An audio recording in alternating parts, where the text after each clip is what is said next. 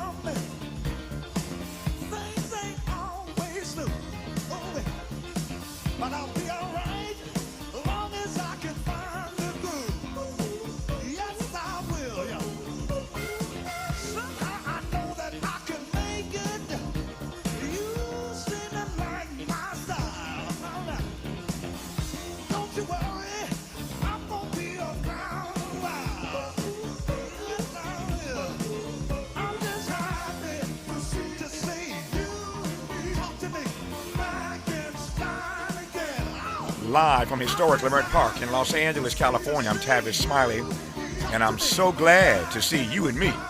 I'm back in stride again.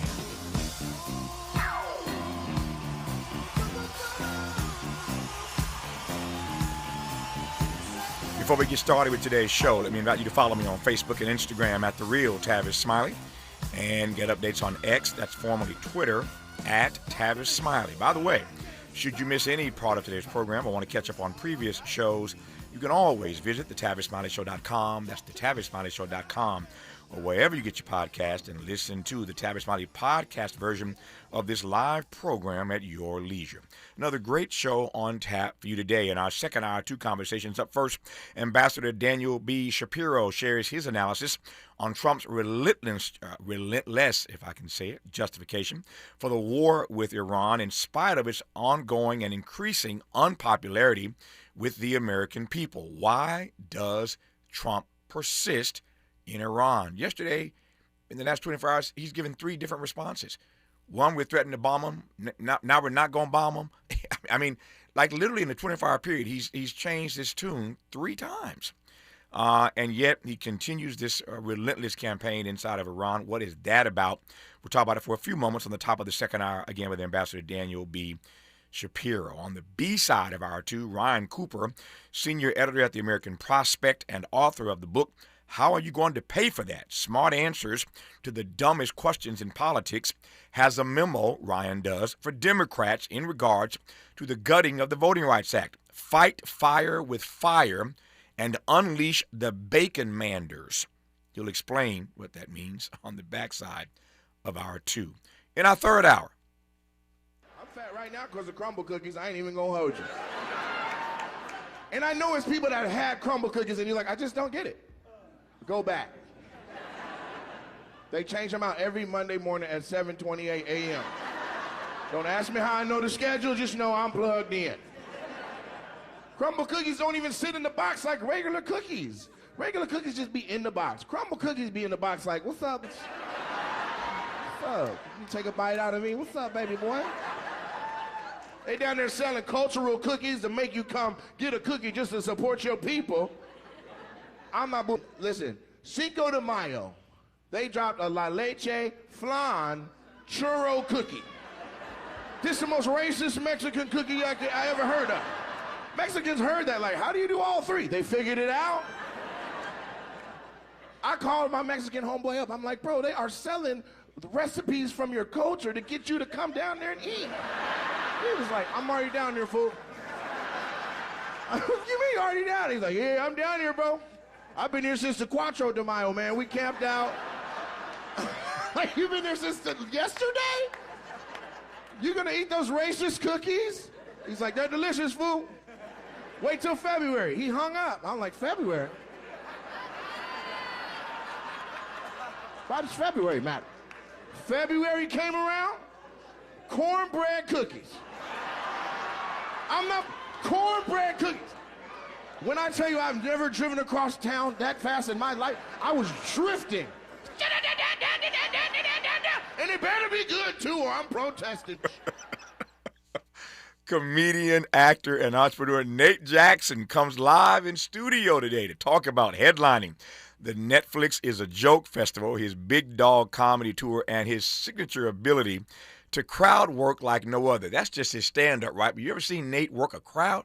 I never seen anything like it. I mean, there are a lot of great comedians who know how to engage and work a crowd. Nobody does it better than Nate Jackson. Hopefully, I won't be a victim of that today when I'm his one person in this crowd in the final hour today. We're going to get our laugh on. We could use that right about now. Somebody say amen. Amen. We use a little laugh right now, a little laughter. So we'll talk to Nate Jackson today in our final hour. But in this first hour, let's talk politics. That was the amen you heard in the background.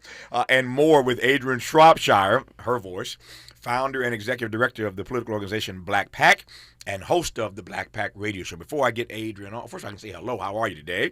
I'm good, thank you. It's good to see you. I got you for the hour. Glad you're here. Let me just do this right quick here. News broke this morning. You probably heard by now that the iconic Ted Turner, creator of CNN and the 24-hour news cycle, died at 87 today. I knew Ted Turner relatively well, had the honor of sitting down with Ted Turner a number of times for conversations, and we just couldn't move fast enough when the news broke today before we got on the air to find you any audio of my conversations with Ted Turner. But I always delighted in talking to Ted. Obviously extremely brilliant, hilariously funny, but I always enjoyed my time with Ted Turner, and I think because this 24-hour news cycle sometimes wears me out, especially in the Trump era. So in some ways, I'm cursing Ted Turner. In other ways, I'm loving on Ted Turner because you think about what happens when he brings CNN online. It fundamentally changes the way we report news. He's a giant in this industry. It changes our access to news, and on I could go about the grand contributions of one Ted Turner, again, creator of CNN, and this 24-hour news cycle. So there are ways in which we could assess, and that's not Ted's fault, but there are ways we could assess the way that this medium has been so bastardized and demonized and exploited over the years, and now what we get in this 24-hour news cycle ain't even news half the time. Again, don't get me started on that. But Ted Turner is going to be regarded for time eternal as a grand champion of news the way it ought to be done, of journalism the way it ought to be done, and we owe a debt of gratitude to the late, great Ted Turner, again, who died earlier today, near Tallahassee, Florida, at the age of 87. So there's the news about Ted Turner. He had Lewy body dementia, a progressive brain disorder that he'd had for some time, and succumbed to that earlier today at the age of 87. Long live the legacy of Ted Turner, and hopefully in the coming days we can find some audio of my chats with Ted and bring you some of that. I've just been blessed in my career to talk to literally everybody. I mean, I've just been so honored over the course of the 30-plus years to just sit down with so many greats, and Ted Turner is among them. There's that. Last night, the California governor's race went national.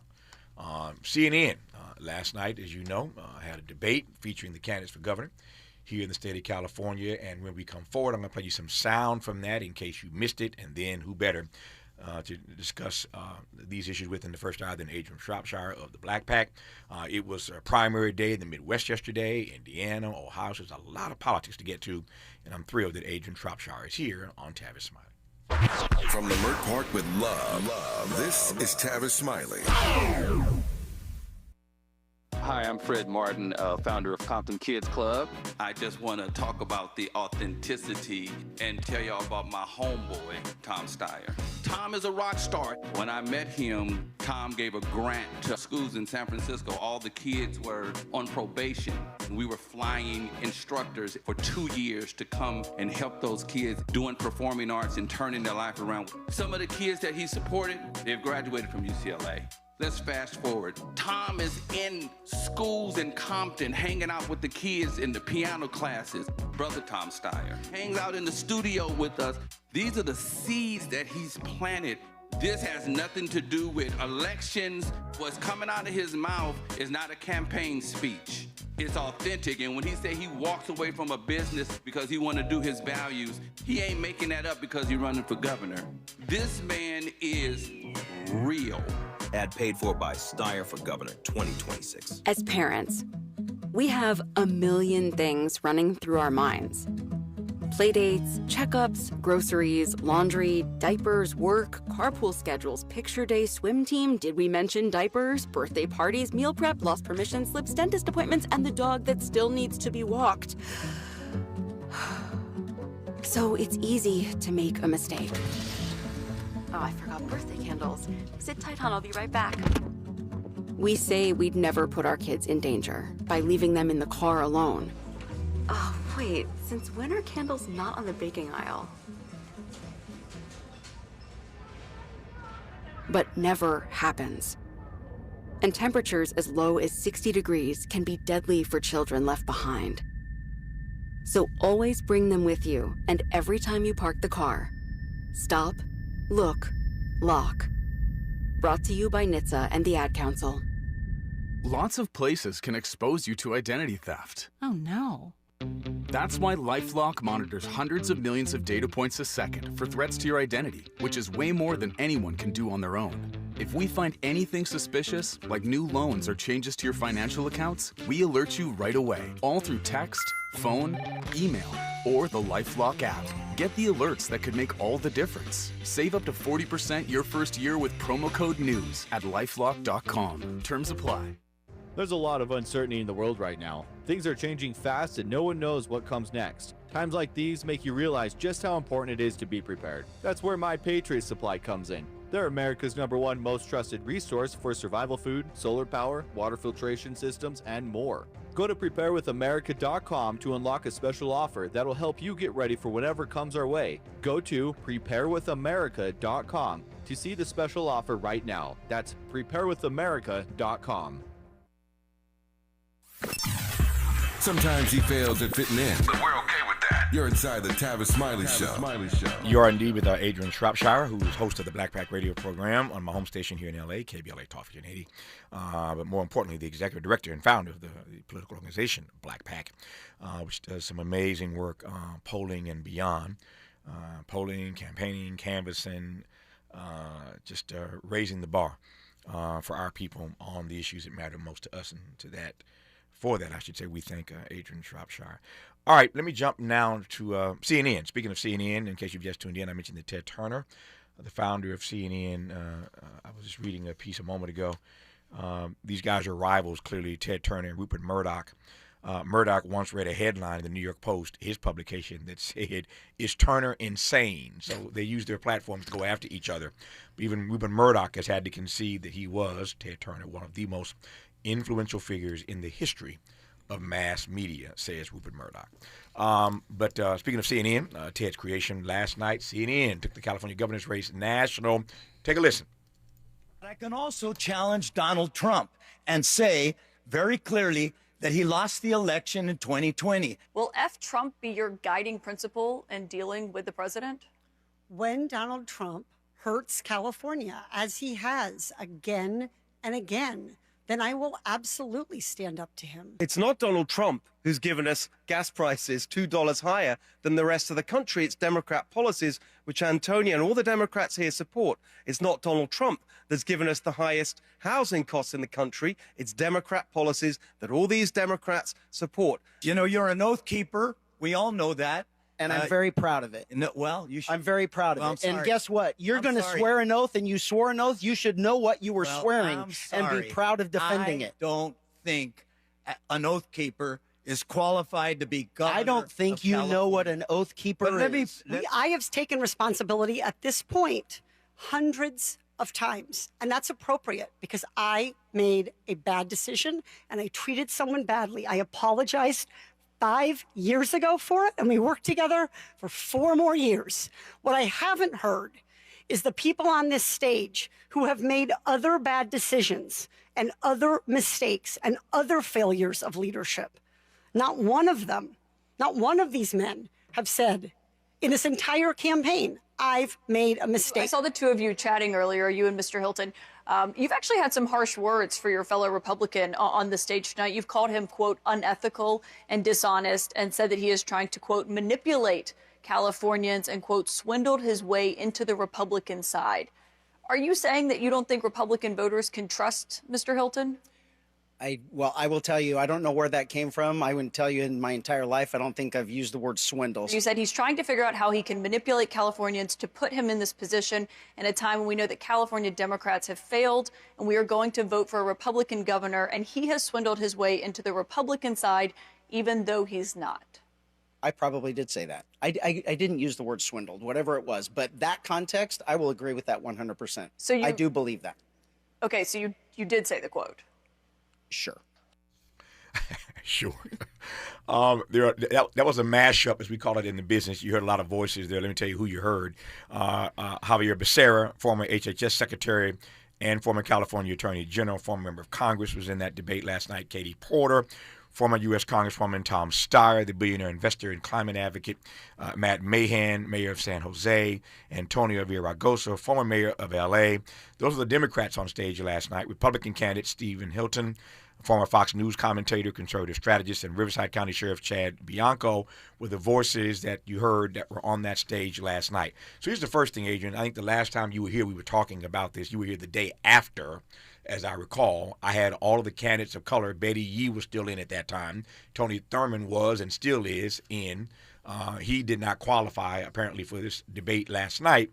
But the first thing I saw last night, or thought when I saw the debate and knew you were coming in today, was the last time you were here, we were talking about how these people of color were denied. You know where I'm going, don't you? They were denied entree onto the stage for a local California debate at USC with the ABC affiliate. Somehow, CNN found a way on the national level to make sure that pretty much all the people of color were involved. Not Tony Thurmond. Betty Yee has dropped out since then. But how did CNN figure out a way to get all these people of color on their stage, but here in L.A., here in California, USC, the Trojans, and KABC couldn't figure that out? Let's just start with that for a second, and we can jump from there. Well, I mean, we talked about when I was here last about how USC just embarrassed themselves trying to figure out a way that felt like quite frankly, an attempt to keep those candidates off, coming up with a formula. They could have included them all. They chose not to. I will also say, though, that the race here in California has changed since then. Sure. And so you have a very different race with candidates, particularly on the Democratic side, moving up in the support levels that they have. And so I think that CNN, and CNN also wants ratings. They would like people to tune in for their for the debate, and so putting all those folks on there, I think with a debate stage that looks like California somewhat, with one exception, I think is good for them. But that's precisely my point. That had USC and KABC been able to do what they were attempting to do, which is to deny people of color access to the stage, those same people of color, some of them have surged, have done quite well, to your point, since that time. Right. And so the campaign for governor is very different. Now, we still know that there's 25+% of Californians who are still undecided, many of them African Americans. We'll come to that a little bit later in this conversation. But this is precisely my point. I want to just connect these dots for our listeners. This is why you don't push people out of the race, people of color out of the race too soon, because you don't give them time to get traction to find their legs. That's right. I mean, one, you don't give them time to get traction, but you also you're actually intervening in the race to privilege some people, right, and erase other people, right? And so that is, we don't know what the impact would have been on folks feeling about the race and the candidates that were in the race if they had had an opportunity to say, we're going to ignore these people, right? We're going to erase these people from the actual campaign, and we're going to elevate these other people, how voters would have seen that.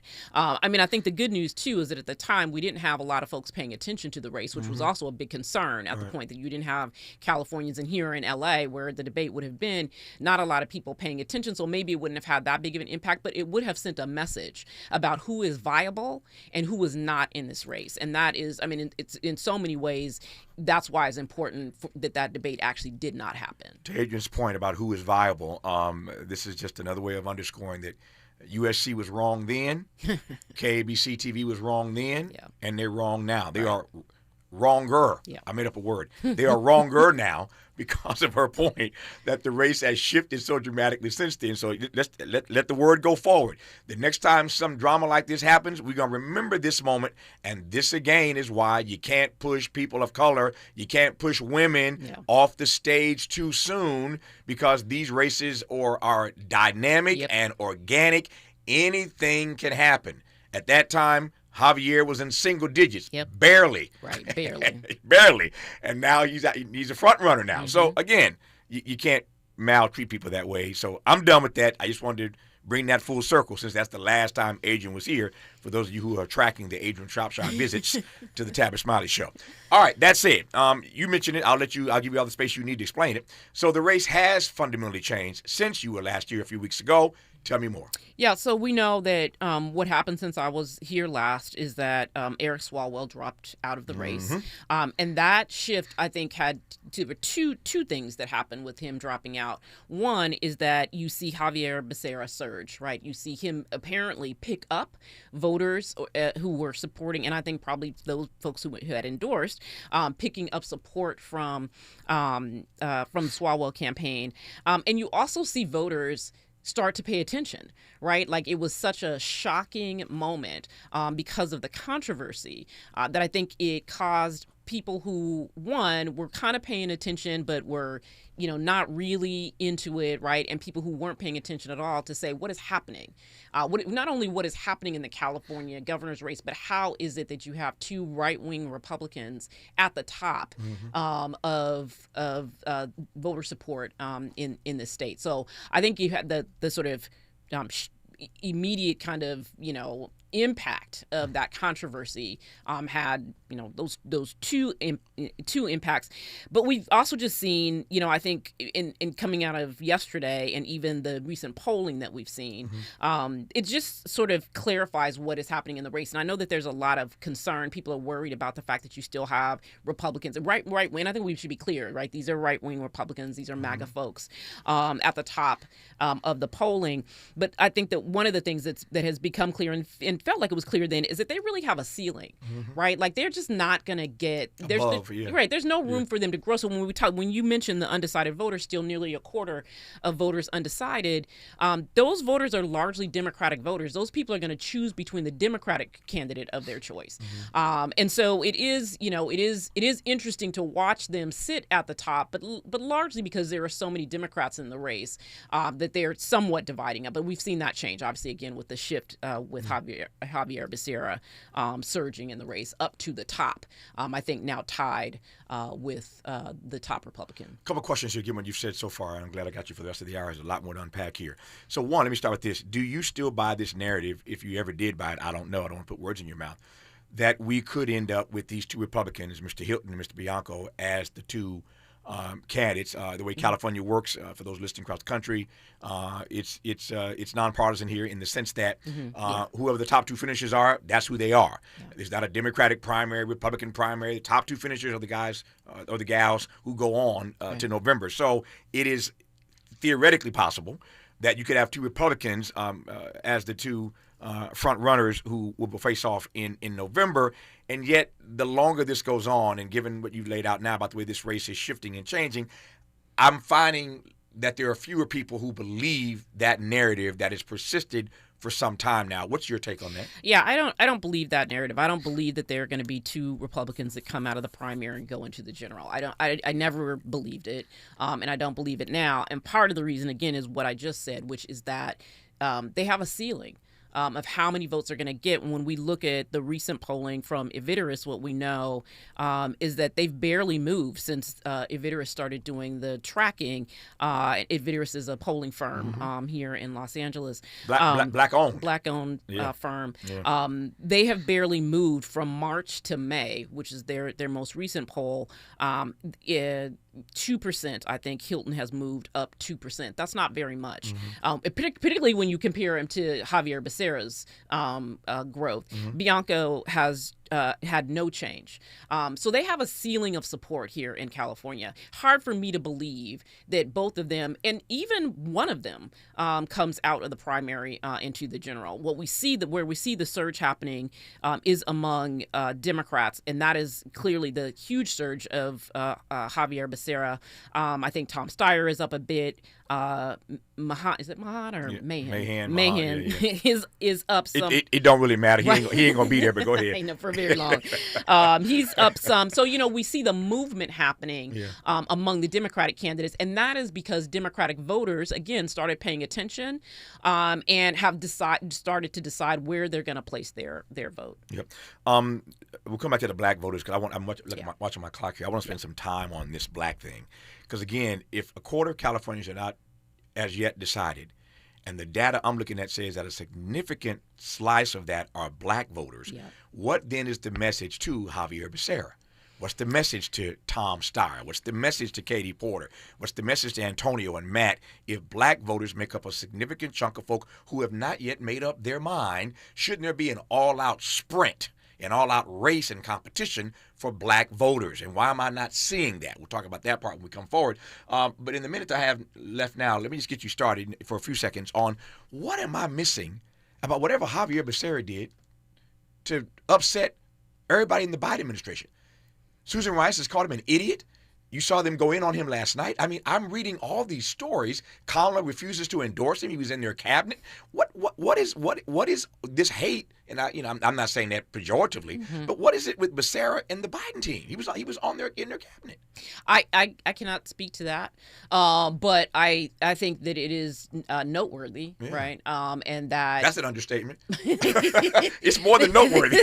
That folks should ask questions about what that is, because it doesn't necessarily mean that it's a bad thing. Yeah. Right. I mean, many people had issues with members of the Biden administration, including Kamala. Indeed. Yeah. And so I don't know that it's necessarily a bad thing. I mean, I think that folks should, try and understand what that is. But I have no knowledge on that. I'm trying to figure it out myself because I'm seeing these stories everywhere of different people in the Biden administration sort of going in on Javier Becerra, who was one of them. As I mentioned, Kamala comes out the other day and endorses Karen Bass for mayor, refuses to endorse Javier. Not that she has to in the governor's race.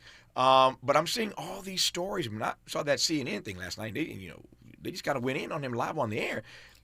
Van Jones about fly out of his chair. I'm looking at Van's reaction like, are we really doing this to Javier Becerra on national television? So I don't know what that's about. What I do know is that ain't nobody trying to tackle you if you ain't got the ball. That's right. If you ain't running with the ball, ain't nobody trying to tackle you. So some of this just has to do with him surging and people trying to find a way to slow him down. Right. But the part I can't understand is that Javier is far closer to Biden's policies than Tom Steyer. Right. Ain't nobody in that administration anywhere near progressive as Tom Steyer. Slow him down for who? For who? See, that's why. High five. That's why I love Adrianne Shropshire. That is the question, and that's why she's a brilliant talk show host herself. Who are they trying to slow Javier Becerra down for? That's the question. Matter of fact, we'll pick up on that when we come forward on Tavis Smiley. Helping to stretch your moral and political imagination. This is Tavis Smiley.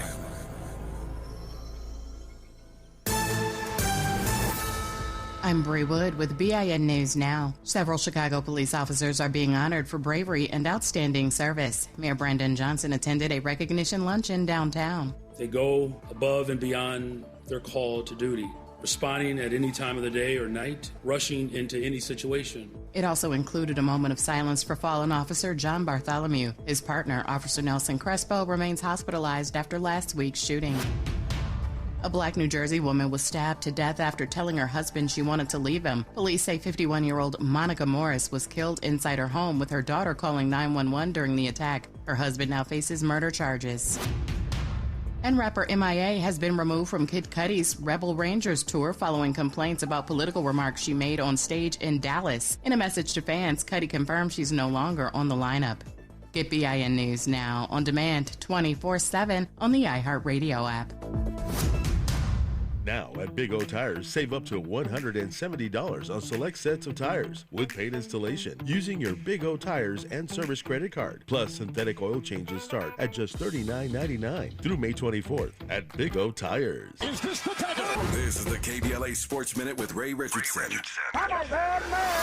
It is painfully obvious that the Lakers need much more than a productive LeBron to beat the Oklahoma City Thunder. LeBron was the only highlight for the Lakers in their 108-90 loss Tuesday night to OKC in Game 1 of the Western Conference semifinals. LeBron had a game-high 27 points and 6 assists. The rest of the Lakers were no-shows. Austin Reeves made only 3 of 16 shots. Marcus Smart was 4 of 15. Luke Kennard played 29 minutes off the bench, but made only 1 of 4 shots. DeAndre Ayton had 10 points, but he was scoreless in the second half. In addition to the shooting issues, the Lakers committed 17 turnovers. This is not the right formula to beat the defending NBA champs. OKC takes a 1-0 lead in the best of 7. Game 2 is Thursday night in OKC. A major upgrade in performance needs to happen for the Lakers if things are going to be different in Game 2. No debates, no speculation, just the info you need. That's your KBLA Sports Minute. I'm Ray Richardson on KBLA Talk 1580.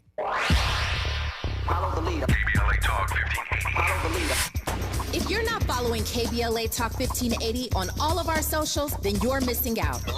Download our app and find us on Facebook, Twitter, Instagram, YouTube, and on the web at KBLA 1580. That's right. Again, you can find all of our socials at KBLA 1580. We've got a lot to talk about. By the way, if you miss any of our weekday shows in real time, you can always catch up by checking out the podcasts of your favorite shows at your leisure. At KBLA Talk 1580, we've got your black. Got your black. Follow the leader. Oh my God. Follow the leader. Follow the leader. Follow the leader. Follow the leader. Follow the leader. We love America in spite of, not because of. And that's the deepest kind of love. This is KBLA Talk 1580. 1580. We've got a lot to talk about. Hi, I'm Zoe Williams, a.k.a. the Voice of Reason, encouraging you to join me weekdays from 7 to 9 p.m. for the world's most intriguing relationship radio roundtable. Every night, I facilitate and encourage our loyal listeners to participate in the most engaging relationship discussions you'll hear anywhere. So make it a point to rendezvous with me, Zoe Williams, the Voice of Reason, Monday through Friday, 7 to 9 p.m. Pacific Standard Time. Trust me, your relationships will never be the same. The VOR is on fire tonight. Unapologetically progressive. KBLA Talk 1580. We've got your black. When did watching TV go from a way to relax to a complicated chore?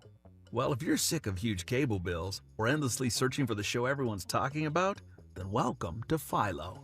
Philo's the streaming service that respects both your time and your wallet, without needing to cut the stuff you actually love to watch. This means live TV for more than 70 channels like Hallmark, History, A&E, and Lifetime, plus a huge library of blockbuster movies and classic shows, and an easy-to-use unlimited DVR that lets you save anything you want and skip all the ads when you watch. The best part? You get all this for just $25 a month when you sign up at Philo.tv. No hidden fees, no long contracts, just a genuinely great deal. And new users can try it completely free for 7 days. So head to Philo.tv, that's PHILO.tv, and experience a better way to TV. Subscriptions auto-renew at monthly rate plus applicable taxes. Cancel anytime. See terms at Philo.tv.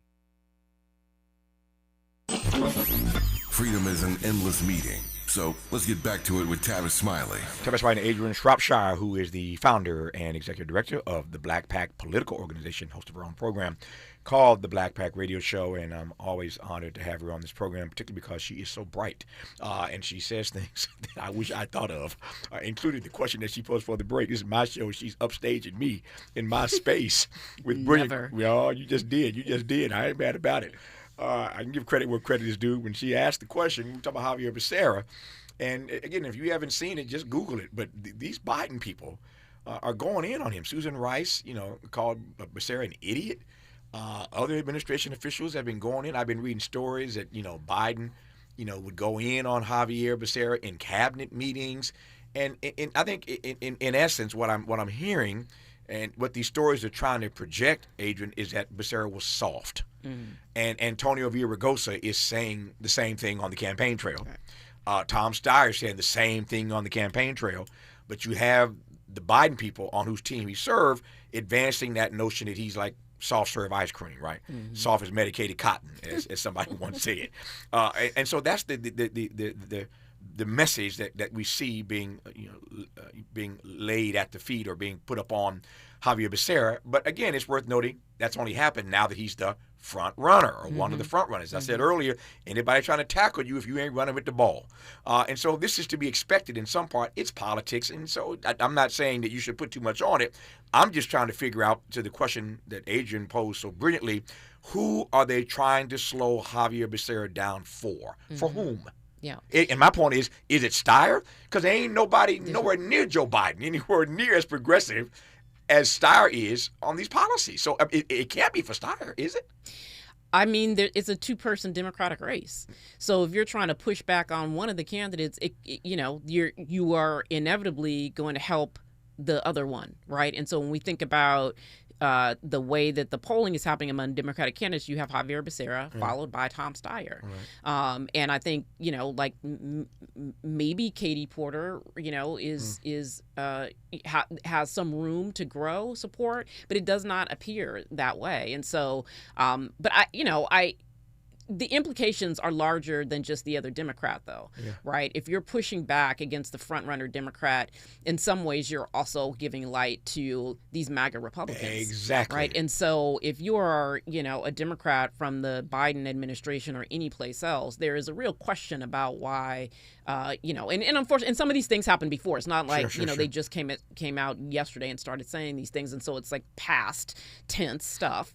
But there is a reality that the impact of that is not just to, help another Democratic candidate surge. It also creates an opening for these MAGA Republicans. Well, as well. I'm still stuck on when and where and how they became so progressive overnight. Right. that is not the play. That is not the playbook y'all ran when you had 4 years. Don't get me started.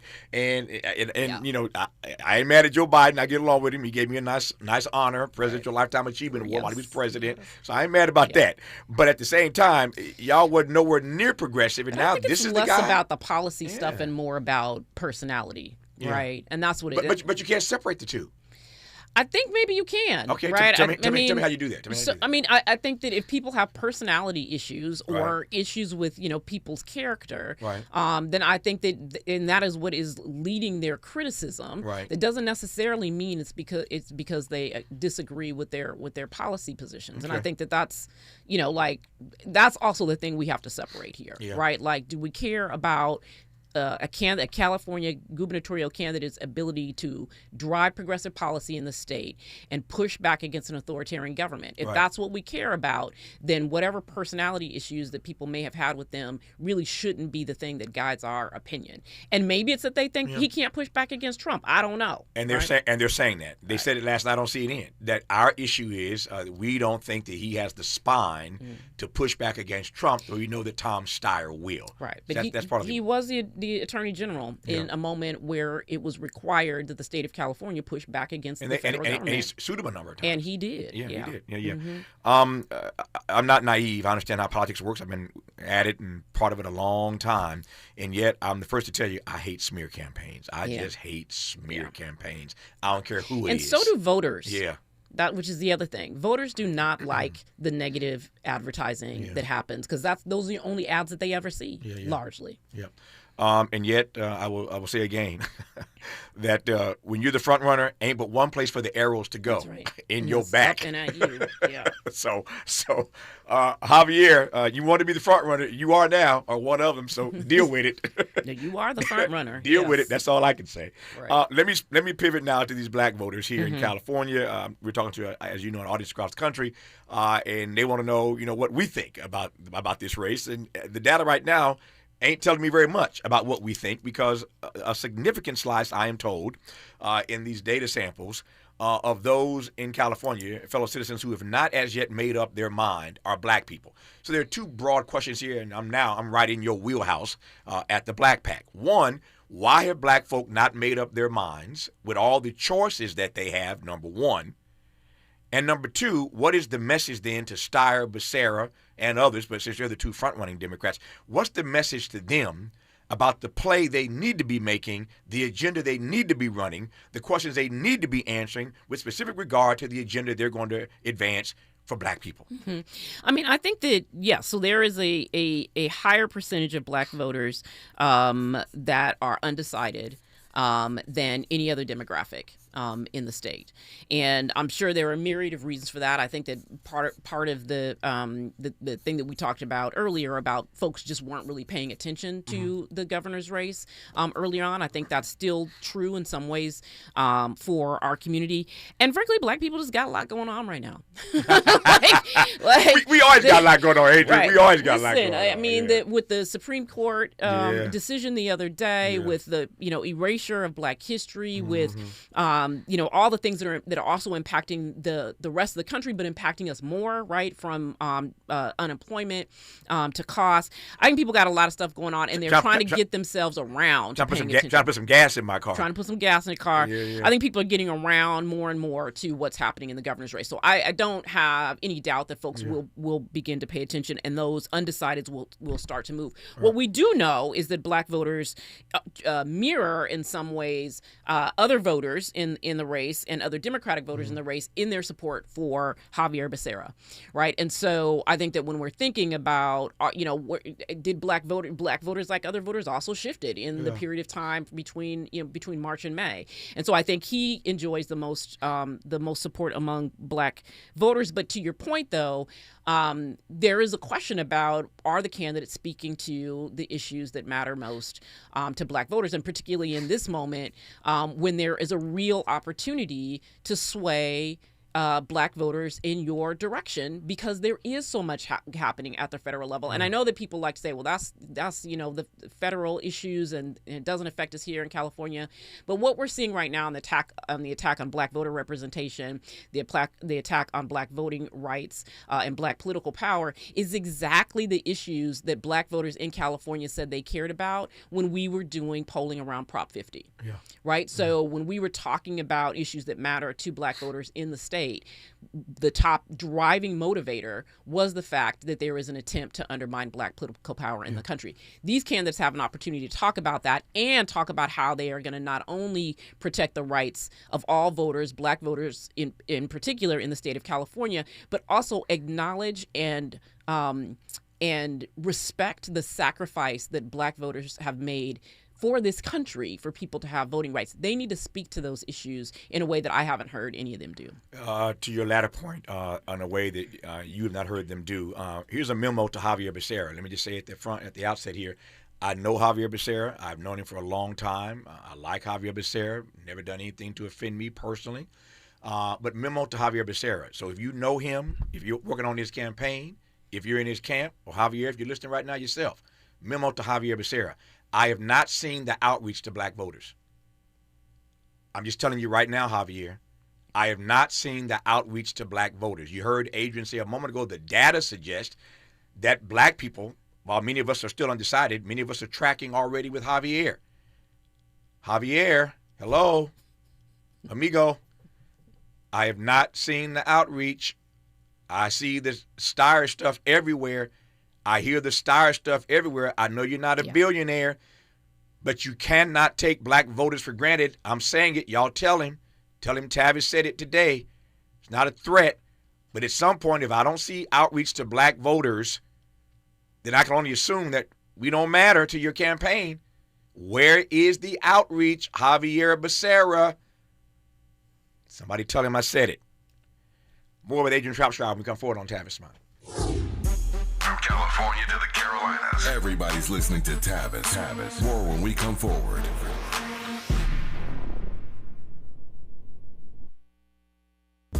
Hi, I'm Zoe Williams, host of The Voice of Reason, weeknights at 7 p.m. here on KBLA Talk 1580, with a personal invitation for you to join me and Insight.me as we present The Healing Box, live at Inglewood's world-famous Miracle Theater, Saturday evening, May 23rd at 7 p.m. Look, I understand your attachment style has been running your life like a rogue algorithm, and nobody has had the courage to press pause.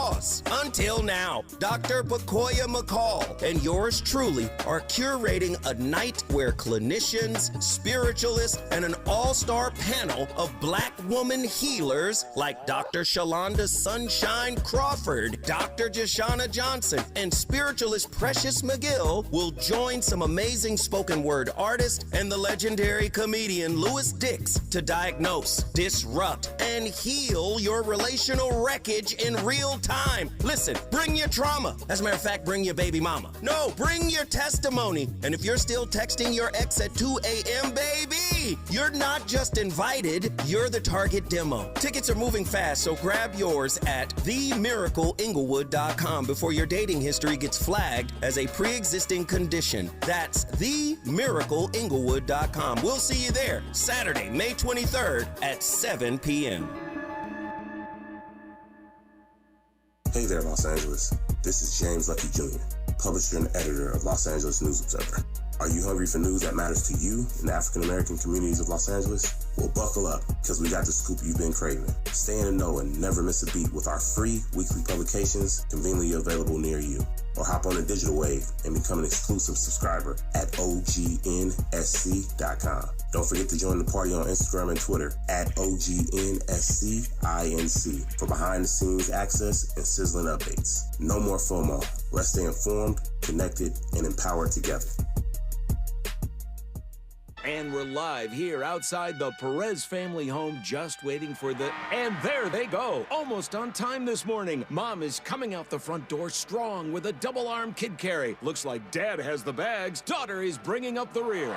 Oh, but the diaper bag wasn't closed. Diapers and toys are everywhere.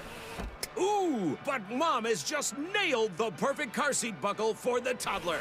And now the eldest daughter, who looks to be about 9 or 10, has secured herself in the booster seat. Dad zips the bag closed, and they're off. But looks like Mom doesn't realize her coffee cup is still on the roof of the car. And there it goes. Oh, that's a shame. That mug was a fan favorite. Don't sweat the small stuff. Just nail the big stuff, like making sure your kids are buckled correctly in the right seat for their age and size. Learn more at nhtsa.gov/the right seat. Visit nhtsa.gov/the right seat. Brought to you by NHTSA and the Ad Council. Sometimes he fails at fitting in, but we're okay with that. You're inside the Tavis Smiley Show. I love a smart audience. I love a connected audience. I'm seeing text messages and emails from all kind of people. Tavis, we heard you. We're reaching out to Javier. So for those of y'all who are in his circle. You're like, we're on it. Yeah, let him know. I ain't playing either. We need to see some Javier Becerra outreach to black voters. And the thing, I was just saying to Adrianne, the ballots are on our tables now. The ballots are in the mail already. So, like, what are you waiting for? This is the moment where you ought to be aggressively reaching out to these black voters who are undecided, given that the ballots are already sitting on their kitchen tables. Yep. Come on now. Sitting on mine. I'm about to fill it out tomorrow. What you waiting for? What you waiting for, Javier? So, I mean, I love him, but my goodness, you got to – I'm just over – I've been at this for so long. I'm just over, Adrianne, people taking black voters for granted. I just can't tolerate that. That just unnerves me. And unnerves is the most charitable and generous word I can use on the radio, the kindest word. Yeah. But the outcomes of elections ought to cause you to have some fire underneath you in that regard, because if you don't do it, what happens is that black folks stay home. Yeah. Now, there's no, again, now one of the things that that is bugging me is this sort of resurgence of this narrative that we saw in 2024 about black voters are historically going to shift parties. That was nonsense then. It's nonsense now, but it's coming back. Yeah. So black folks are not going to run to a party that displays racism. But they will stay home, though. But they will stay home, right? And so in a race where the margins are going to matter here, right? Like, I get that you could look at California black electorate and say, well, it's 4 to 6%, and so maybe we should be focusing on it. I get you could do that, except for elections are won in the margins these days, and so you cannot do that. You could do it, and you could lose. That's right. So we'll leave it there. That's right. My time is getting tight. We're going to leave California right quick, and we're going to go to Tennessee, Virginia, Indiana, and Ohio. We're going to travel around the country literally in a matter of minutes. Let's go to Tennessee quick. And first, there's breaking news in Tennessee. So we know that there's been this battle around redistricting ever since Donald Trump started telling Republican states to give him more seats so he can win the midterms. And they all started doing it. Started in Texas. California responded. The Supreme Court race that I think you're going to be talking about later on in the show, the KBLA decision essentially gave Confederate states an opportunity to say, we're going to take out every black member of the Congressional Black Caucus that is in our state. And so we've seen them move to start redrawing their maps to eliminate black seats. We saw the governor in, let me just go to Louisiana for a second, cancel the election, right? So that they can redraw their maps, the thing that Donald Trump has been saying he's going to do, right? Call a state of emergency and cancel the election. In Tennessee, the state legislature just introduced a map that essentially does exactly what the Section 2 was supposed to do, which is to stop packing and cracking of black districts, right? Like, you can't break up black folks so that they have less influence. The map that's just been introduced would do exactly that in Shelby County, which includes Memphis. And so there's been a lot of protesting in Tennessee over the last couple of days, and I assume that there will be more. That's the Steve Cohen seat that Justin Pearson is now challenging him for, one of the two Justins in Tennessee. So Tennessee has redrawn their maps, or they've introduced legislation on that now. So Louisiana, you heard Adrianne say, canceled the election. Tennessee, redrawn their maps. They are moving swiftly to take advantage of, to exploit that recent decision by the Supreme Court with regard to what they call racial gerrymandering. It's happening. It's happening. And it's happening swiftly. There's Tennessee. There's Louisiana. When we come forward, we'll go to Virginia, Indiana, and Ohio. You're listening to Tavis Smiley. This is getting good. Yeah, man. Tavis Smiley continues when we come forward.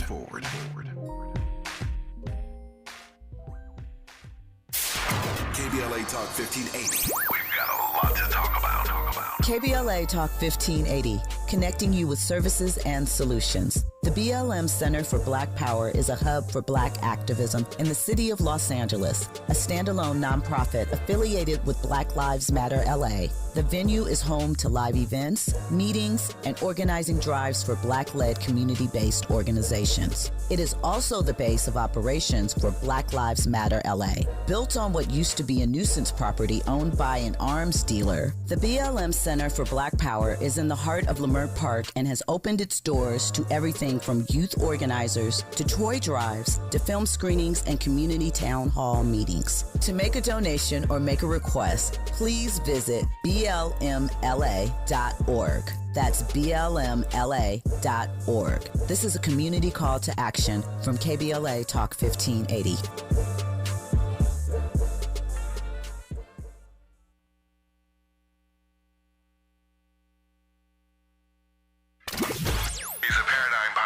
And the top-rated African-American talk show host in the nation, according to Talkers Magazine. You're tapped in with Tavis Smiley right now. All right, Adrianne Shropshire, let's continue going around the country in these last 5 minutes. We started in California, talking about the governor's debate here last night on CNN. We went to Louisiana. We went to Tennessee, where they're redrawing lines, in Louisiana, where they're canceling elections. Let's go to Virginia. There's breaking news in Virginia right now. Breaking news in Virginia. So folks will remember that, like California, Virginia voters passed a ballot measure to draw temporary new maps in response to Donald Trump trying to steal and cheat in the midterm elections. The woman who was one of the Democrats who was behind that, a black state senator, Louise Lucas, who really drove and was really quite charismatic around the need for these maps to be redrawn this before the election. Her home, her office, I would say, was just raided by the FBI. So the FBI is coming after the black woman state senator in Virginia who led the fight for redistricting in the state of Virginia. They are saying that it is corruption, but it is real. I mean, we are at the point of real kind of tin-pot dictatorship nonsense here. To put a final point on this is the sister who led the fight in the Commonwealth of Virginia to get Democrats those extra seats. And now they are raiding her home. They're raiding her and saying that the pretense apparently is something about corruption. But this is, when we look at all the things that are happening, we're talking about real, kind of petty, small, weak. This is the same thing they tried with Letitia James. That's right. And the same thing they tried with Lisa Cook. That's right. On the Fed. The pretense of these black women is always corruption, and don't get me started about how that could possibly be the pretense in this administration. That's right. Corruption? Are you serious? Right. That's the pretense? For the most corrupt. Yeah, for the most corrupt administration ever. Right. Don't get me started. All right, that's Virginia. Let me now go to Ohio. The governor's race is set there. Vivek Ramaswamy, whose name I can never say correctly. I think I just did it, though. Yeah, you did. Dr. Amy Acton, the Democrat. So that race is now set in Ohio, and Ohio's a bellwether state, and so we'll see, Adrianne. I mean, it used to be a bellwether state. I mean, we'll see how it goes. I mean, obviously that race is also going to be impacted by the Senate race, the U.S. Senate race, where Sherrod Brown is back, running again. And so I think there will be a lot of money poured into the Senate race that could also impact the outcome of the governor's race as well when we talk about the attempt to turn out Democratic voters. So we started this journey with my home here in California for most of my life. Now we go to my other home, Indiana. So Andre Carson, who was on this program the other day, did in fact pull that primary win off. It was tight, but Andre Carson was projected the winner in that Indiana primary. If you're listening every day, I hope that means you, and I thank you for that. So just so you know, Andre Carson did pull out that primary significant because Adrianne and I were just talking. The CBC numbers are going to dwindle dramatically in the months and years to come. But Andre holds on to that blue seat in that red state of Indiana. He represents a good chunk of Indianapolis. So Andre pulled that off. Now, here's where we close in the 2 minutes we have left.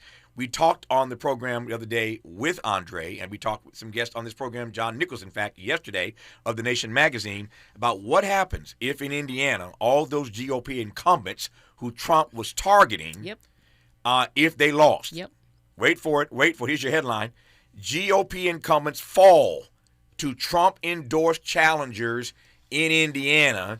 The question we raised yesterday is how will we know when Donald Trump has been so weakened that Republicans aren't scared of him? The answer, Adrianne, is it ain't yet.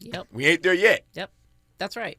I mean, the Republican Party has essentially said that they are going to give themselves over to corruption, right? They have essentially said that they are an anti-democratic party. That's who they are at this point. And you're right. I mean, when we think about the attempt to redraw lines, like these are the folks who said to Donald Trump, we will not redraw lines in Indiana. Those are the Republicans who just lost. And so when we think about drawing out black representatives of Congress members out of their districts, that's not only going to happen in the South. We can look at the Confederate states to lead, but we also know that there was an attempt to draw Andre Carson out of his seat, and there will be more. Yeah, there will be more. We talked about blue MAGA the other day, not just the red MAGA, but the blue MAGA, and we got to be concerned about that.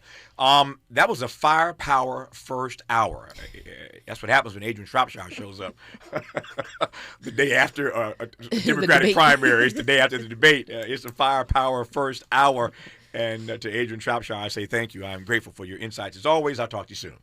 1 hour down, 2 hours to go. You're listening, and I'm glad about it, to Tavis Smiley.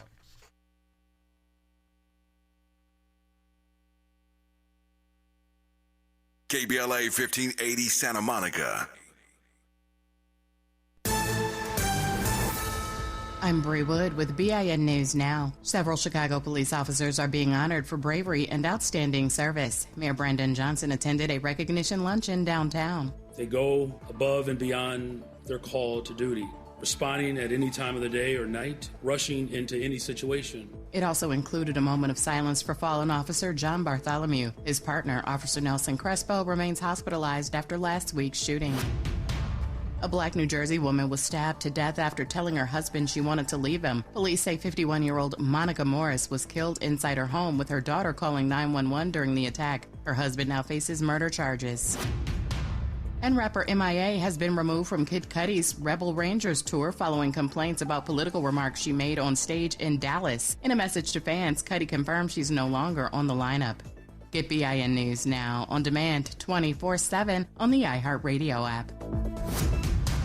Now at Big O Tires, save up to $170 on select sets of tires with paid installation using your Big O Tires and service credit card. Plus, synthetic oil changes start at just $39.99 through May 24th at Big O Tires. This is the KBLA Sports Minute with Ray Richardson. It is painfully obvious that the Lakers need much more than a productive LeBron to beat the Oklahoma City Thunder. LeBron was the only highlight for the Lakers in their 108-90 loss Tuesday night to OKC in Game 1 of the Western Conference semifinals. LeBron had a game-high 27 points and 6 assists. The rest of the Lakers were no-shows. Austin Reeves made only 3 of 16 shots. Marcus Smart was 4 of 15. Luke Kennard played 29 minutes off the bench, but made only 1 of 4 shots. DeAndre Ayton had 10 points, but he was scoreless in the second half. In addition to the shooting issues, the Lakers committed 17 turnovers. This is not the right formula to beat the defending NBA champs. OKC takes a 1-0 lead in the best of 7. Game 2 is Thursday night in OKC. A major upgrade in performance needs to happen for the Lakers if things are going to be different in Game 2. No debates, no speculation, just the info you need. That's your KBLA Sports Minute. I'm Ray Richardson on KBLA Talk 1580. In a world full of noise, one station keeps it real. KBLA Talk 1580, where the conversation goes deeper, the voices sound like yours, and the issues that matter most to our community take center stage. Progressive, powerful, unapologetically us. Whether you're driving through the city or tuning in from your home or office, join the public square. KBLA Talk 1580, your home for talk that enlightens, encourages, and empowers. Listen live on our free KBLA 1580 app, on our website at KBLA1580.com, or on your radio dial at 1580 AM. Unapologetically progressive.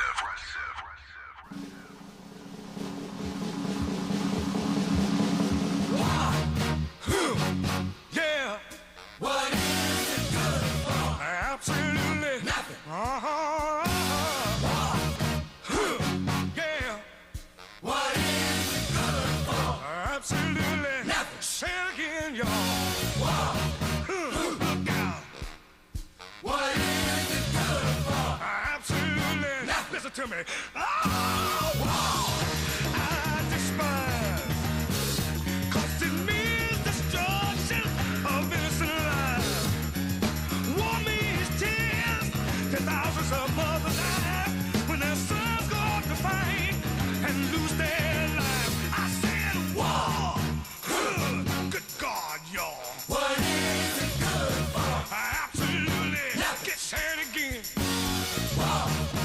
Tavis, Smiley, glad to have you with us on today's program. What a spirited and full first hour that was. We went all around the country.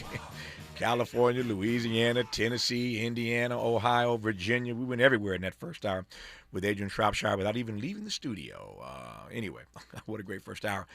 It is a busy day, the day after these primaries in the Midwest, the day after that big CNN debate last night featuring the gubernatorial candidates here in California. And so I thank Adrianne for coming in and unpacking with us in the first hour. We're off and running now. In this hour, two more conversations on the B side. As promised, Ryan Cooper joins us, senior editor at the American Prospect, author of the book, How Are You Going to Pay for That? Smart Answers to the Dumbest Questions in Politics. Ryan has a memo for Democrats with regard to the Supreme Court gutting the Voting Rights Act. Here's his message: fight fire with fire and unleash the baconmanders. We'll let Ryan explain what that means on the backside of this hour. But we commence this hour in conversation with Ambassador Daniel B. Shapiro, distinguished diplomat, foreign policy expert. Glad to have him on to share his thoughts, his analysis on Trump's relentless justification for this war in Iran. And relentless is the right word, in spite of the increasing unpopularity of this war with the American people. It raises the obvious question: why does Donald Trump persist? And why is Donald Trump now making the argument that he doesn't need congressional approval? We've been at this for months now, but he's still arguing he does not need congressional approval, much less their oversight. Keep your nose out of my business, Donald Trump essentially says to Congress. Take a listen. Because it's never been sought before. There's been many times, and nobody's ever gotten it before. They consider it totally unconstitutional. But we're always in touch with Congress. But nobody's ever sought it before. Nobody's ever asked for it before. It's never been used before. Why should we be different? Let me just tell you, the war powers. So many presidents, as you know, have gone and exceeded it. It's never been used. It's never been adhered to. And every other president considered it totally unconstitutional. And we agree with that. There you hear Donald Trump saying he does not need congressional authorization for these operations in Iran, continuing to cite this ceasefire, which is suspect at best. That's Donald Trump. Now let me go to New York Senator Kirsten Gillibrand, who got into it with Pete Hegseth, the Secretary of Department of Defense, or War as they call it. Here they are clashing over, as I suggested earlier, the growing unpopularity of this war with the American people. This is Pete Hegseth appearing in front of the Senate Armed Services Committee. There's no evidence that we are safer because of this war. We did not have any evidence that Iran intended to imminently attack this country in any way, shape, or form. So I disagree with your assessment that we are under threat. Do you not believe them when they say death to America? Listen, our adversaries use rhetoric all the time. What I'm concerned about is we are not safer, and I would just like to know why you have not sought the support of the American people, and 3 out of 5 Americans are against this war today. I believe we do have the support of the American people, and we have briefed regularly what this mission looks like and why it's critically important that we undertake it. And I would remind you and this group that we're 2 months in to an effort. And many congressional Democrats, as I pointed out, want to declare defeat 2 months in. Iraq took how many years? Afghanistan took how many years? And they were nebulous missions that people went along with. This is different. This is a defined mission set that we have had great success in pursuing against a determined enemy who seeks nuclear weapons. And I'm proud of the opportunity to remind the American people, because they believe in it as well, that they can't have it. You don't care whether when the American people and the American people are quite smart. They understand and see through spin. They know that a regime that says death to America, that seeks nuclear weapons and the ability to deliver. Did they lie about the range of their missiles? How much Because I saw a 4,000-kilometer How much more will you missile ask the get American shot people at to pay for this war? Diego right Garcia. now, do you want it $1 billion a day? Do you want it $2 billion a day? You're asking for $200 billion more to fund this war and to make sure we have. We didn't ask for $200 billion. I don't know where you got that number from, Senator. I think you got it from the news, which you should be careful what you read in the news. Wow. That's Pete Hegseth, Secretary of the Department of War, and New York Senator Kirsten Gillibrand sort of going at it again about the unpopularity of this war. President Donald Trump's war in Iran, give you some data point here. some data right quick. This war in Iran is as unpopular among Americans right now as the Iraq War was during the year of peak violence in 2006. It is as unpopular as the Vietnam War was in the early 1970s, according to a Washington Post ABC News poll. So this war in Iran is as unpopular now as the Iraq War was then, as unpopular as the Vietnam War was then, and yet Donald Trump persists. When we come forward for the rest of this half hour, I will unleash Ambassador Daniel B. Shapiro to tell us why he believes that Donald Trump persists, even in light of the fact that the data continue to tell us that most Americans now believe that this military action is a mistake. Robert McNamara eventually came around to apologizing for the war in Vietnam. Dr. King was right all along. Took McNamara years to catch up, and we now know that Vietnam was one of the worst mistakes we have ever made. The polling data suggests that we are starting to feel the same way about this excursion, this military action in Iran. People think it is a mistake, and yet Donald Trump and Pete Hegseth ain't stopped. Why? That's the question for the ambassador when we come forward on Tavis Smiley. Generous listening. Charitable listening. It's why everybody wants to talk to Tavis. The conversation continues when we come forward. Hi, I'm Fred Martin, founder of Compton Kids Club. I just want to talk about the authenticity and tell y'all about my homeboy, Tom Steyer. Tom is a rock star. When I met him, Tom gave a grant to schools in San Francisco. All the kids were on probation. We were flying instructors for 2 years to come and help those kids doing performing arts and turning their life around. Some of the kids that he supported, they've graduated from UCLA. Let's fast forward. Tom is in schools in Compton, hanging out with the kids in the piano classes. Brother Tom Steyer hangs out in the studio with us.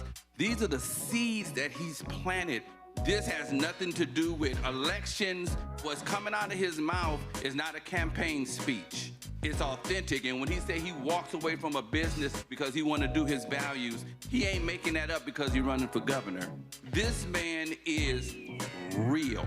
Ad paid for by Steyer for Governor 2026. As parents, we have a million things running through our minds.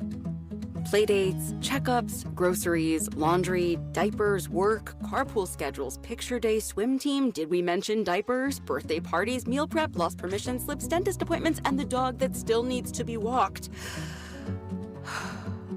So it's easy to make a mistake. Oh, I forgot birthday candles. Sit tight, hon, I'll be right back. We say we'd never put our kids in danger by leaving them in the car alone. Oh, wait, since when are candles not on the baking aisle? But never happens. And temperatures as low as 60 degrees can be deadly for children left behind. So always bring them with you, and every time you park the car, stop, look, lock. Brought to you by NHTSA and the Ad Council. Lots of places can expose you to identity theft. Oh no. That's why LifeLock monitors hundreds of millions of data points a second for threats to your identity, which is way more than anyone can do on their own. If we find anything suspicious, like new loans or changes to your financial accounts, we alert you right away, all through text, phone, email, or the LifeLock app. Get the alerts that could make all the difference. Save up to 40% your first year with promo code NEWS at LifeLock.com. Terms apply. There's a lot of uncertainty in the world right now. Things are changing fast and no one knows what comes next. Times like these make you realize just how important it is to be prepared. That's where My Patriot Supply comes in. They're America's #1 most trusted resource for survival food, solar power, water filtration systems, and more. Go to preparewithamerica.com to unlock a special offer that'll help you get ready for whatever comes our way. Go to preparewithamerica.com to see the special offer right now. That's preparewithamerica.com. Freedom is an endless meeting. So let's get back to it with Tavis Smiley. Tavis Smiley and Ambassador Daniel B. Shapiro. Mr. Ambassador, how are you today for starters?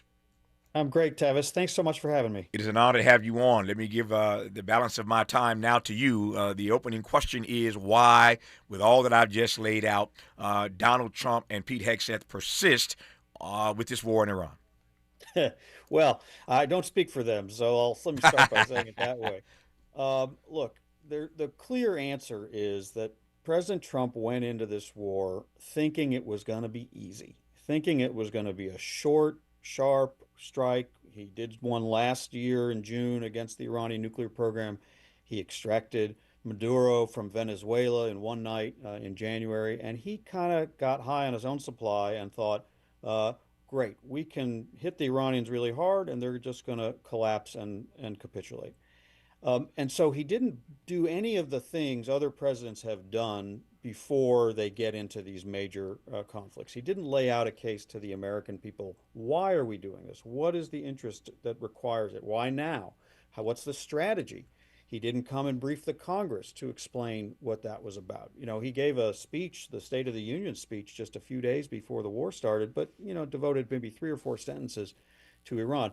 Most Americans were just completely surprised when they woke up on the morning of February 28th and discovered that we were at war in the Middle East again, because no one had explained why. He didn't make any effort to bring in allies, so we'd have a coalition. Yes, we were working with the Israelis, but our NATO allies, our Asian allies, our Gulf allies, none of them were on board. And there was no clear strategic objective laid out.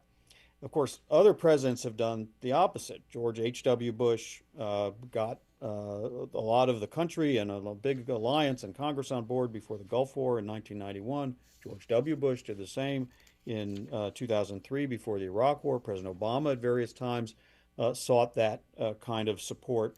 And there's a reason presidents do that. Wars get complicated and they tend to get messy and they're a slog. And so we're now in a slog and we're not really achieving the goals, even the somewhat amorphous goals that he laid out at the beginning. And so Americans are understandably worried. They're worried about how long this is going to last, whether it's going to escalate. We have lost 13 service members, whether others will be at risk. And people really don't understand why we're doing it. Why is it worth the sacrifice people are making? People are paying $4.50 for gas. People are seeing inflation spike. People are paying a lot more for their plane tickets. You know, if you want people there to show stoicism and patience and be willing to make sacrifice, you got to explain what the stakes are, why we're doing it, why it's important. And he never went through that exercise because he thought it was going to be easy and it was going to be over and done before anyone had time to think about it. You were the U.S. ambassador to Israel. I want to get to the Israeli piece of this a little bit later in this conversation. So put a pin in that for now. Before I jump to that, let me just stay with this data that I shared earlier about the way in which Americans now find this war in Iran as unpopular as the war in Iraq. During the baby Bush era, as unpopular as the war in Vietnam during the LBJ era. And LBJ, his name has come up a lot of late because we saw the Supreme Court recently, as you know, gut the Voting Rights Act, one of the seminal pieces of legislation that he got through during his term in the White House. Civil Rights Act, Voting Rights Act, that's all LBJ. And he has gone down in history and will always be regarded for being the president that got those seminal pieces of legislation across the finish line. So long live that legacy when it comes to LBJ. But you know where I'm going. The other part of his legacy is where the tarnish comes in, and that was his advancing this war in Vietnam. As I said earlier, we now know that that was one of the worst mistakes ever on the part of this particular republic, the war in Vietnam. Now the data suggests to us that Americans are feeling the same way about this mission in Iran as they felt about Iraq, as they felt about Vietnam. When you see the writing on the wall, when you can read the tea leaves, and you still continue, you still persist, how do I read that? Well, he kind of got stuck. You know, he, as I said, thought it would be quick and easy, and he laid out a whole bunch of different objectives. Never really clear exactly what the objective was. Was it total unconditional surrender by Iran? Was it to actually see the regime fall? And it is a terrible regime. You know, it abuses its own people. It's sponsored terrorism all over the Middle East. It's got the blood of many Americans and others on its hands. So we don't have to like the regime, but that was maybe one of the goals. Or maybe it was just about getting them to relinquish their entire nuclear program. Or maybe it was about destroying their ballistic missile program. And then, of course, he took the view that, well, we have all the cards and we are the stronger party in this conflict, no question. We've done damage to all those Iranian capabilities, but they haven't surrendered. And they are the weaker party, but they have cards. And the major card they played was to close the Strait of Hormuz, this, a maritime choke point through which more than 20% of the world's supply of oil and gas and a lot of other key commodities like fertilizer and helium flow on a daily basis. And once they demonstrated that they could impose that kind of economic chaos on not just the Gulf region, but really the entire world, and they could drive inflation spikes, they could drive oil and gas shortages, that left him sort of stuck. Well, how's he going to get out of that with a war when what you might do, and what LBJ did at various points in Vietnam was, if you're in a tight spot, you escalate, you go in deeper, and you pay even a higher price. But when you're starting from a position of 65% of the American people, as you cited, don't even know why we're doing this, and certainly don't support it, and don't feel they are have the sacrifices they're being asked to make explained to them, you're really kind of stuck. What I think he is actually looking to do now is find an off-ramp. Oh, yeah. But he has only bad options. One option is a slog. We did impose our own blockade on the Strait of Hormuz or on the Iranian ports to try to counteract theirs and impose some economic pressure on them. And it's having some pressure. But basically, one option is just a stalemate and a slog. But the economic crisis that's sweeping the whole globe is going to just get worse. A second option, one I think would be very unpopular with the American people, would be a big escalation. Go back to another round of major bombings. And of course, the Iranians are not just going to sit there and take it. They're going to respond against U.S. ships, against U.S. bases, which they've already done a lot of damage to, against the energy targets in our Gulf allies. So the economic crisis gets worse if he goes down that path. The third option is not great, but it's probably the least bad, which is stand down so you get the Strait of Hormuz reopened to shipping going in both directions. You start to ease some of that global economic crisis. And then you have a long negotiation with the Iranians on their nuclear program, on their ballistic missile program, on their support for terrorist proxies. And that's going to mean we're going to go into those negotiations very weak because he's looking desperately to get out of a thicket that he got himself in. I actually think one of the things that is putting a lot of pressure on him to end it, and there's reports even today that maybe they're close to this sort of off-ramp, is that he's got a summit next week in China with the president of China, Xi Jinping. It's already been postponed once because of the war. It was supposed to be in March. And he does not want to go into that summit with this war raging. And then he essentially he goes in a very weak position asking for Xi Jinping's help to get the Iranians to accept our terms, to help get the Strait of Hormuz open. It really actually would go in making it look like we are the cause of instability and we're asking China to be the responsible adult to help restore some order in the international system. Not a great look for an American president going into that summit. No, I do not believe that might makes right. Might does not make right. And yet, if you're going to use might, you need to make sure that you're in the right frame and that that might accomplishes the mission. The mission. You've used the word weak a few times now, just in the last few minutes here. I want to come back to that word weak, because whatever else one thinks of what Donald Trump has done or is doing with regard to Iran, he has been played like a fiddle by the Iranian people. To your earlier point, this was not as easy as he thought. This was not Venezuela. He's talked about Cuba and talked about Greenland and everywhere else. But he a lot of bluster, a lot of bravado here.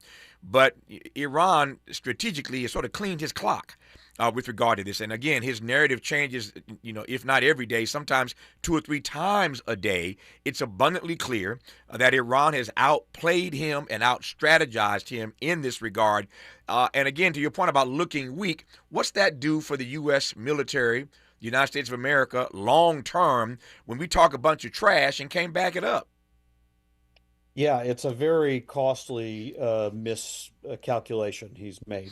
So we have made all sorts of demands, but it's not always the same demand on any given day, but we're actually, until now, not achieving any of them. In the end, we're focused primarily on undoing something the Iranians did, which was to close the Strait of Hormuz. Yep. And so, yes, it does create an impression to not just the Iranians, but to other adversaries we have Exactly. that we can't back up our words. That's right. More than that, we've used an enormous amount of our most important and exquisite and powerful weapons, both attack weapons like Tomahawk missiles and interceptors like Patriot missiles, the very things we need to project power and deter China, let's say, against an invasion of Taiwan, or provide assistance to Ukraine to repel the invasion of Russia. So in other arenas, we have less capability, we have less weapons, our naval vessels, our Navy is completely stressed out, having had to do this blockade. We don't even have a lot of the naval assets we normally have in the Pacific Ocean to deter China. And that's going to take a long time to sort itself out with maintenance and everything else. So we actually have put ourselves in a position where we do look weaker, and it will whet the appetite of our adversaries in other arenas to test us. So the costs are very high here. Yep. It's been, by my count, 65 days and counting. 65 days and counting since the war in Iran was started by the U.S., but we didn't do this by ourselves. You raised earlier the question, not at all rhetorically, the question that many fellow citizens are asking themselves: why are we doing this? One of the answers to that question is that we're doing it because Bibi asked us. Bibi Netanyahu, we are told from reporting, came to Washington, went to the White House, went down to the Situation Room, and made the case to Donald Trump of why he should do it. Not everybody in the administration agreed. Marco Rubio had questions. J.D. Vance had questions. But ultimately, the president spoke and everybody rallied around him. But we are in this mess, this hot mess, as it were, in large part because Bibi leaned on Donald and asked Donald to join Israel in this. I raise that for the obvious reason. You are the former ambassador to Israel during the Obama era. I saw a piece you wrote recently. The headline was, "How Democrats Can Have a Better Conversation About Israel." I'm going to close on that note. I got 5 minutes to go here. I'll close on this note about your piece, how Democrats, specifically, can have a better conversation about Israel. Before I get to that, again, with 5 tight minutes here, give me your read of Israel in this regard, because, again, we didn't get into this mess. We, being Donald Trump, didn't get into this by ourselves.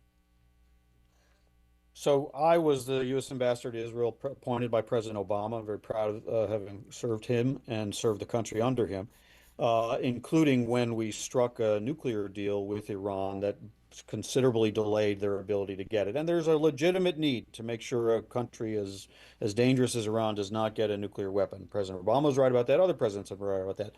But I heard Prime Minister Netanyahu, who I worked with during those years, on many occasions, try to convince the United States, and he did it under Obama, he did it under Trump, he did it under Biden, that ultimately military action would be necessary to address the Iranian threat. Now, all those other presidents, including Trump in his first term, decided that that was not in the American interest. And it's understandable that Israel looks at this as a very legitimate, a very major, maybe even existential threat, but that doesn't mean it's in American interest to go to war. We actually did join the Israelis last June for a very limited, very contained war that struck their nuclear facilities and did a lot of damage. President Trump said we obliterated them, but that was very precise and very contained. Right. So actually exercising an option President Obama had put in place and President Biden had looked at if he needed it. So when Prime Minister Netanyahu came to Washington and apparently made the case, he was making the case he'd long made and exercising what he felt was Israel's interest. But the President of the United States has agency and has to make the best decision for the United States. Yeah. And that's where I think Trump bears responsibility for that decision and really for the misjudgment. That this was not going to be quick and easy and it was not going to be uncomplicated. What is your sense of how the Israeli people are reacting to this war and whether Netanyahu's days are actually numbered in Israel? Israelis have generally supported the war. Again, they've dealt with Iran as a threat that as a country that has called for their destruction and tried to build nuclear weapons that could give them that capability and sponsor the terrorist organizations that attack them. So generally, Israelis have felt this was sort of a necessary war, but they've also, taken some blows. There have been Iranian missiles that have gotten through the Israeli air defenses and struck them.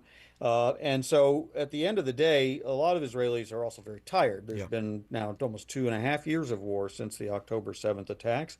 A lot of Israelis would like to sort of say, look, we've done what needed to be done, but now we'd like to kind of get on with our lives. There is an election later this year. It'll either be in September or October. Prime Minister Netanyahu is not popular. for lots of reasons, including that he's on trial for corruption charges, including very divisive politics, and including a sort of dissatisfaction that after all these wars, the whole thing doesn't seem to be solved. So it's going to be a close-run election, and I think there would be a lot of healthy, fresh air that would blow through the, Israeli politics and the U.S.-Israeli relationship if we weren't talking about the same leader who's been sitting in that chair for most of the last 15 years. I got a tight 60 seconds. I will invite the listeners to read this themselves. I'll tell them where they can find it. But in 60 seconds, right quick, top line for me, this piece you wrote, how Democrats can have a better conversation about Israel. There is a lot of discussion about Israel in Democratic politics these days. I described it in that piece almost as a feeding frenzy. A lot of criticism, a lot of people saying, look, we don't want to continue to give aid or be allies with Israel. A lot of upset about the casualties, the civilian casualties that Palestinians suffered in Gaza after Israel responded to the October 7th attacks. And what I simply try to lay out is what are some of the nuanced policy discussions we can have, not to let the emotions, and there are understandable emotions, carry us away. Yeah. There is a reason there is in Israel and a reason it's been a close ally of the United States. There are definitely things we can criticize and things we can try to change and improve.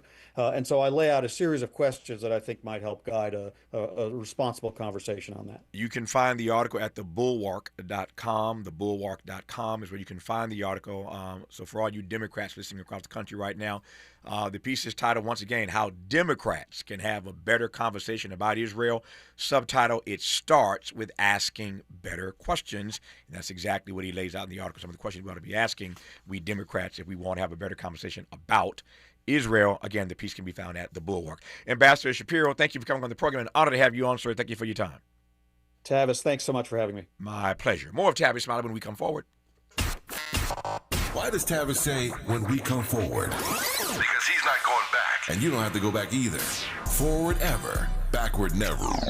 More of Tavis Smiley when we come forward. Forward.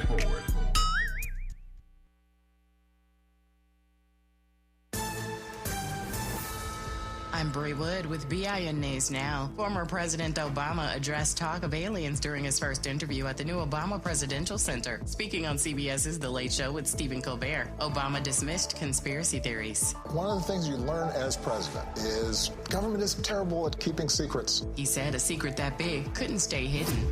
The Trump administration is suing the New York Times, alleging racial and gender discrimination against a white male employee. The EEOC claimed the worker was denied a promotion in violation of civil rights law. The Times rejects the lawsuit as politically motivated and says it will defend itself.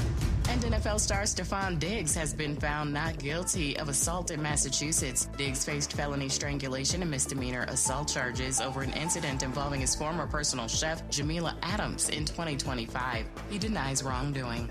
Get BIN News Now on demand 24/7 on the iHeartRadio app. Now at Big O Tires, save up to $170 on select sets of tires with paid installation using your Big O Tires and service credit card. Plus, synthetic oil changes start at just $39.99 through May 24th at Big O Tires. This is the KBLA Sports Minute with Ray Richardson. It is painfully obvious that the Lakers need much more than a productive LeBron to beat the Oklahoma City Thunder. LeBron was the only highlight for the Lakers in their 108-90 loss Tuesday night to OKC in Game 1 of the Western Conference semifinals. LeBron had a game-high 27 points and 6 assists. The rest of the Lakers were no-shows. Austin Reeves made only 3 of 16 shots. Marcus Smart was 4 of 15. Luke Kennard played 29 minutes off the bench, but made only 1 of 4 shots. DeAndre Ayton had 10 points, but he was scoreless in the second half. In addition to the shooting issues, the Lakers committed 17 turnovers. This is not the right formula to beat the defending NBA champs. OKC takes a 1-0 lead in the best of 7. Game 2 is Thursday night in OKC. A major upgrade in performance needs to happen for the Lakers if things are going to be different in Game 2. No debates, no speculation, just the info you need. That's your KBLA Sports Minute. I'm Ray Richardson on KBLA Talk 1580. Follow the leader. KBLA Talk 1580. Follow the leader. If you're not following KBLA Talk 1580 on all of our socials, then you're missing out. Download our app and find us on Facebook, Twitter, Instagram, YouTube, and on the web at KBLA 1580. That's right. Again, you can find all of our socials at KBLA 1580. We've got a lot to talk about. By the way, if you miss any of our weekday shows in real time, you can always catch up by checking out the podcast of your favorite shows at your leisure. At KBLA Talk 1580, we've got your black. Got your black. Keep following the leader. Oh my God. Follow the leader. Follow the leader. Follow the leader. We've got a lot to talk about. I'm Reverend Gerald, the life coach. Is someone you love struggling with addiction and mental illness? Is improving your family's health important? Want to leave a legacy that your family can grow? Are you ready to enhance your perception of life experiences? Then wake up weekends at 7 a.m. with Urban Family Focus and get the wisdom, opportunity, resources, and motivation to live your best life. Join the conversation on Urban Family Focus Saturday and Sunday at 7 a.m. Unapologetically progressive. KBLA Talk 1580. We've got your black.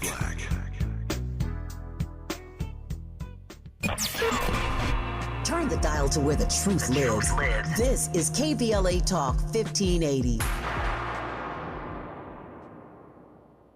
When your car is making a strange noise, no matter what it is, you can't just pretend it's not happening. That's an interesting sound. It's like your mental health. If you're struggling and feeling overwhelmed, it's important to do something about it. It can be as simple as talking to someone in your community, or just taking a deep, calming breath when you need it. Nice. For mental health resources, check out loveyourmindtoday.org. At loveyourmindtoday.org, you'll find information that may help you get through a tough time. Things like tips for dealing with stress, how to navigate difficulties like financial worries, anger, substance use, and more. You can also find real stories of how people navigated their own mental health challenges. Because once you start to address the problem, you can go so much further. Visit loveyourmindtoday.org. That's loveyourmindtoday.org. Brought to you by the Huntsman Mental Health Institute and the Ad Council. When did watching TV go from a way to relax to a complicated chore? Well, if you're sick of huge cable bills or endlessly searching for the show everyone's talking about, then welcome to Philo. Philo's the streaming service that respects both your time and your wallet, without needing to cut the stuff you actually love to watch. This means live TV for more than 70 channels like Hallmark, History, A&E, and Lifetime, plus a huge library of blockbuster movies and classic shows, and an easy-to-use unlimited DVR that lets you save anything you want and skip all the ads when you watch. The best part? You get all this for just $25 a month when you sign up at Philo.tv. No hidden fees, no long contracts, just a genuinely great deal. And new users can try it completely free for 7 days. So head to Philo.tv, that's PHILO.tv, and experience a better way to TV. Subscriptions auto-renew at monthly rate plus applicable taxes. Cancel anytime. See terms at Philo.tv. Less monologue, more dialogue. Tavis Smiley continues right now. It does indeed, with Ryan Cooper, senior editor at the American Prospect and author of How Are You Going to Pay for That? Smart Answers to the Dumbest Question in Politics. He has a memo for Democrats in regards to the gutting of the Voting Rights Act by the Supreme Court. Fight fire with fire and unleash the baconmanders. We'll let Ryan unpack all that for us. Ryan, how are you today, sir? Doing well, thanks.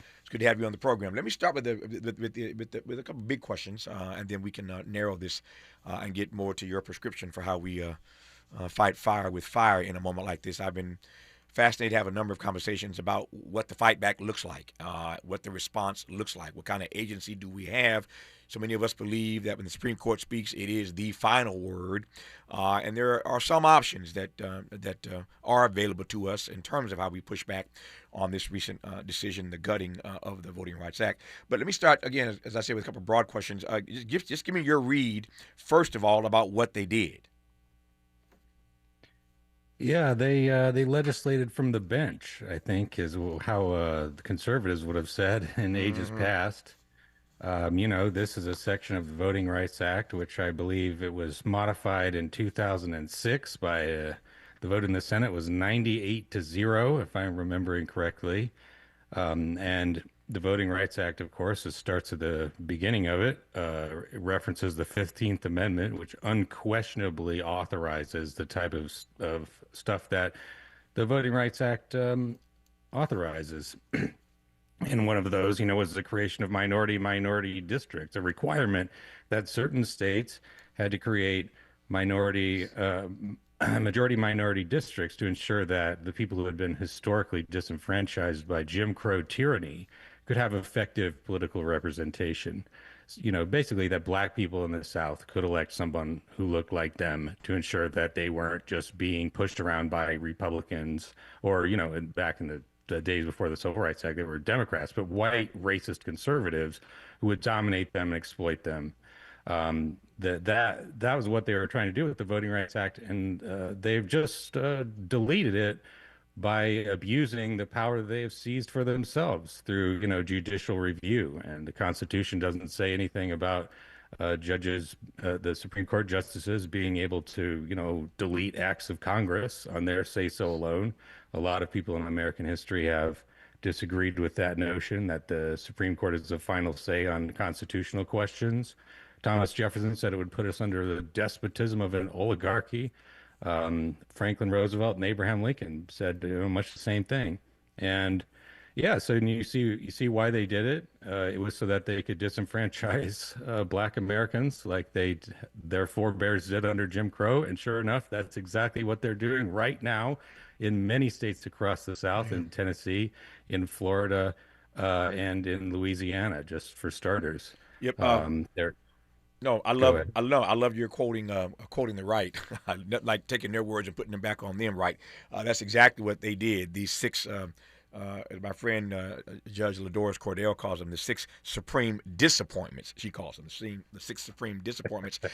They are, to your point, legislating from the bench. Since you went there, let me follow you. I want to go there anyway. You mentioned Tennessee, Louisiana, and Florida. We talked about all these places earlier on today's program, but not in this regard. What is your read of the scrambling, for lack of a better word, the scrambling we've seen in these states since this decision came down about what the court termed at least racial gerrymandering? We saw breaking news earlier today. Again, we discussed it earlier on today's program. In Tennessee, they've introduced new maps to sort of wipe out that black district in Memphis. The governor in Louisiana, as you well know, has postponed the election there. We saw what they did in Florida. So again, you see a lot of activity right about now. So give me your read of the scrambling since this decision was let. Yeah, I mean, they're trying to cheat the election. I think that, it's something to note here that is, I think, very important is that both in Tennessee and Florida, at least, what they're doing is facially illegal. In Florida, there is a constitutional amendment that was passed by the voters. That is not an easy thing to do in Florida, by the way, that prohibits partisan gerrymandering. Mm-hmm. The Republicans just they got a majority on the state Supreme Court and just ignored it, just like they stole the United States Supreme Court. In Tennessee, there's a law which prohibits mid-decade redistricting, in between the census. You're supposed to do it every 10 years. That's what the Tennessee law says. They're just ignoring that part so that they can disenfranchise their minority constituents and get more seats for themselves. And I think they're doing that not only as part of basically a developing project to reconstitute basically Jim Crow again, to remove the voting rights for minority populations, not just in the South, but this time across the entire country, if they can do it. But also because they see that they're going to lose the midterms, and they're going to lose them by a lot. They insisted that Donald Trump had to be the president. They nominated him. They voted for him. He's in office, and he has just messed everything up. He is incredibly unpopular. And I think with this action in the Strait of Hormuz, this war in Iran that has led to, what the oil traders are saying, the worst energy shock in history.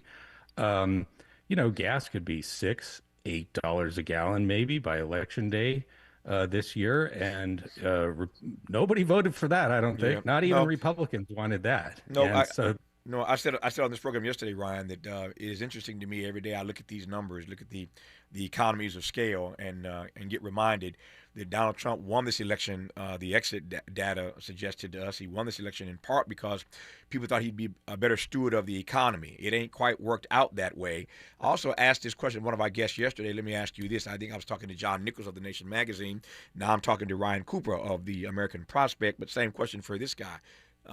Today, which is whether or not, to your point now about these escalating gas prices, whether or not the high price of gas alone on the economic front is enough to do some damage to Donald Trump and Republicans in these House and Senate races. I raise that again because we tend to vote pocketbook issues, and there ain't no pocketbook issue quite like putting gas in your car. Is that issue alone enough economically to do some damage here? On its own, I think almost certainly yes. Wow. We're talking about the most salient price in the country. This is something where almost everybody, they have to buy gas, they have to buy it regularly, and they see the price, they remember what it was yesterday. And also, it's going up really fast. And also, this, is unprecedented as far as I can tell in American history. It is going up precisely because the president did something. Yeah. And it's obvious in a way that even a child can understand it. He made this war. Now the oil's not coming through. And so the global price of it is going through the roof. That wasn't true for, like in 2008 when the price of gas hit, $4 a gallon. Yeah. That was it was weird supply chain, commodity, financial markets and stuff. But this time Trump did it. Nope. And so I think he's going to get blamed for it, and it's his fault. No, Ryan makes a powerful point. It is not often the case that a United States president, with all the power that the presidency has, it's not often that a president it can be held singularly, solitarily, solo responsible for these kinds of major shifts in the economy. It doesn't happen every day. But Ryan's right. In this particular instance, it is only because of what Donald Trump did in Iran that the price of gas is through the roof and continues to rise. You can't blame nobody else but Donald Trump for this particular economic malaise, the pressure that many of us feel because of these rising gas prices. So I think he's right that if Donald Trump is the guy to blame for it, then he's the guy who ought to pay for it. And we'll see what that retribution looks like come in November if the price of gas continues to escalate. Now, as I promised, there are some options. We do have some agency in how we choose to fight back. And Ryan has some advice for Democrats specifically about what to do in light of the fact that these 6 Supreme Court disappointments have undone the Voting Rights Act as we know it. His argument is to fight fire with fire. What's he mean by that? We'll let him unpack it when we come forward on Tavis Smiley. This show was built for you, for the community, for the culture, for everyone who wants more than headlines, for everyone who wants meaning. Tavis Smiley has always believed that public media can change lives. And every single day, that's what he comes to work to do. You're listening to Tavis Smiley. Your voice, your issues, your show. Hi, I'm Zoe Williams, host of The Voice of Reason, weeknights at 7 p.m. here on KBLA Talk 1580, with a personal invitation for you to join me and Insight.me as we present The Healing Box, live at Inglewood's world-famous Miracle Theater, Saturday evening, May 23rd at 7 p.m. Look, I understand your attachment style has been running your life like a rogue algorithm, and nobody has had the courage to press pause. Until now, Dr. Bakoya McCall and yours truly are curating a night where clinicians, spiritualists, and an all-star panel of Black woman healers like Dr. Shalonda Sunshine Crawford, Dr. Jashana Johnson, and spiritualist Precious McGill will join some amazing spoken word artists and the legendary comedian Louis Dix to diagnose, disrupt, and heal your relational wreckage in real time. time. Listen, bring your trauma. As a matter of fact, bring your baby mama. No, bring your testimony. And if you're still texting your ex at 2 a.m., baby, you're not just invited, you're the target demo. Tickets are moving fast, so grab yours at themiracleinglewood.com before your dating history gets flagged as a pre-existing condition. That's themiracleinglewood.com. We'll see you there Saturday, May 23rd at 7 p.m. Getting around LA doesn't have to cost a lot. Metro has fares that fit every budget. 20 free rides for qualified riders through the Life Fare program. Free passes for students with GoPass and affordable options for everyone in between. Wherever you're going, Metro's got you covered. Visit metro.net/fare programs. And we're live here outside the Perez family home, just waiting for the... And there they go, almost on time this morning. Mom is coming out the front door strong with a double-arm kid carry. Looks like Dad has the bags. Daughter is bringing up the rear. Oh, but the diaper bag wasn't closed. Diapers and toys are everywhere.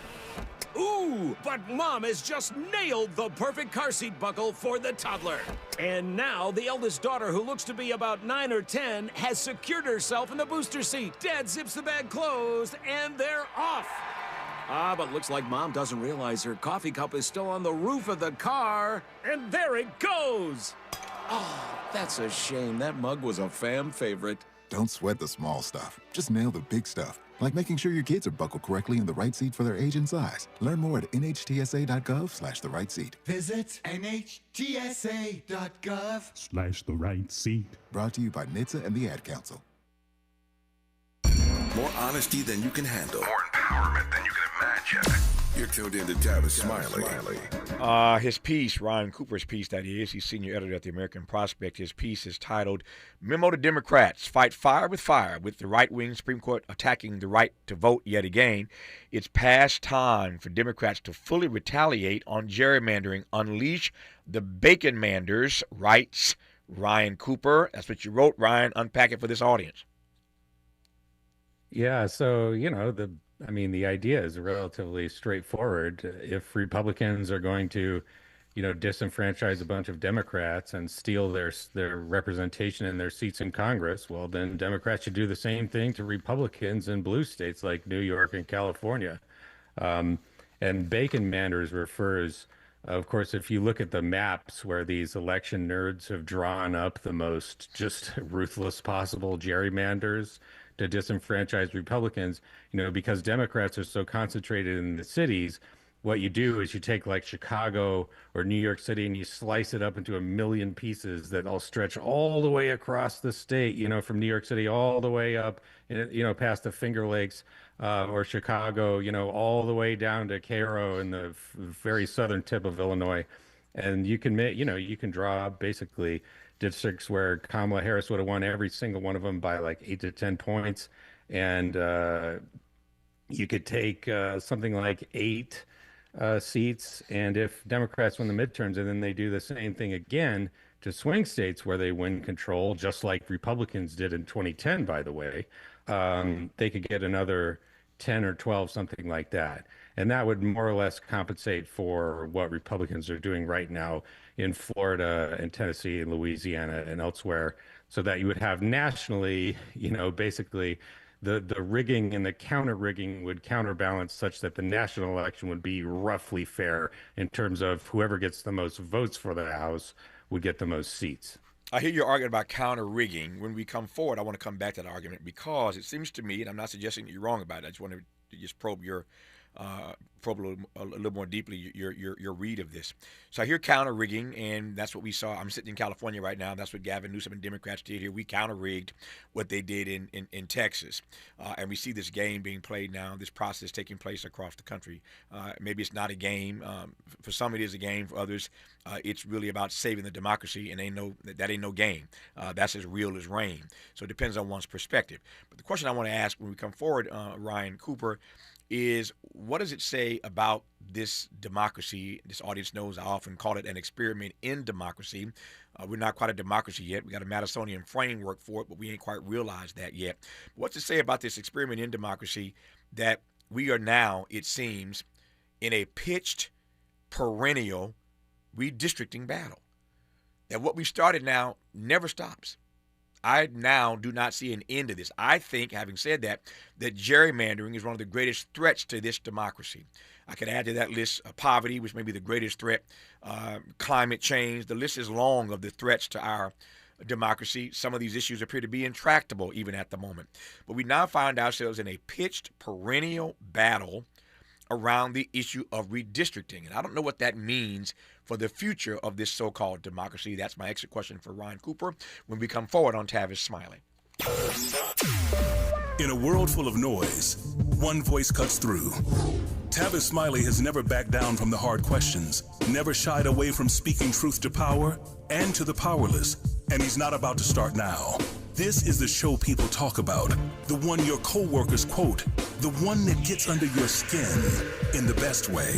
Tavis Smiley, nationally syndicated, unapologetically progressive, unapologetically real.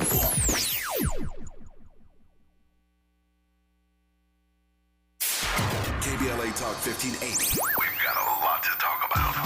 KBLA Talk 1580, connecting you with services and solutions. The midterm elections are upon us. It is voting season once again. Common Cause's motto is fighting for the democracy we deserve. In service of that goal, Common Cause puts its state and national policy expertise, massive network of grassroots supporters, and nonpartisan approach into action to strengthen our democracy against the challenges we face today. They work at every level of government on priorities that impact each of our lives, like defending the right to vote, limiting big money's influence on our elections, holding public officials accountable, and more. Common Cause is a nonpartisan grassroots organization dedicated to upholding the core values of American democracy. They seek to empower all people to make their voices heard in the political process. This election may be the most important one ever. If you'd like to make a donation or volunteer in service to the Constitution, please visit commoncause.org. That's commoncause.org. This is a community call to action from KBLA Talk 1580.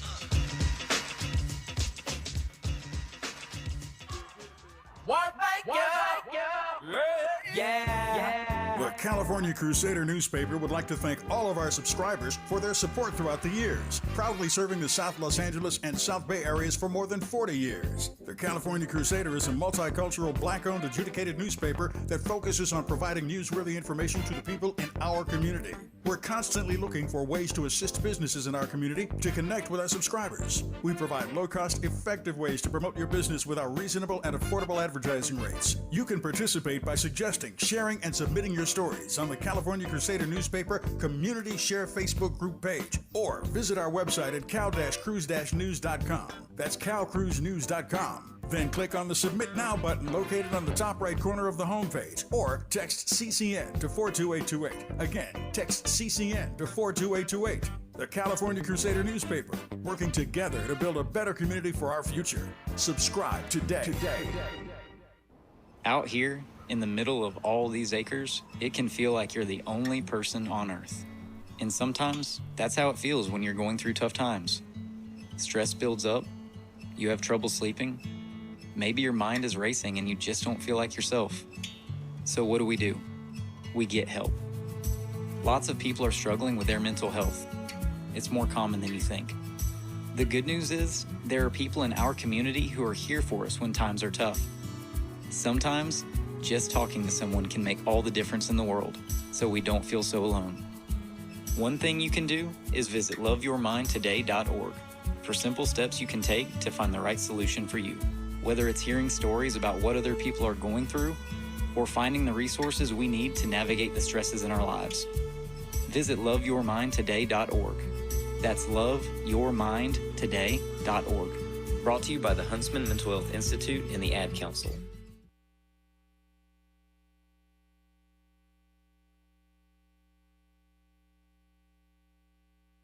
Helping to make you the most knowledgeable person in your circle of friends. This is Tavis Smiley. Tavis Smiley and Ryan Cooper, who is the senior editor with the American Prospect, author of the text, How Are You Going to Pay for That? Smart Answers to the Dumbest Question in Politics.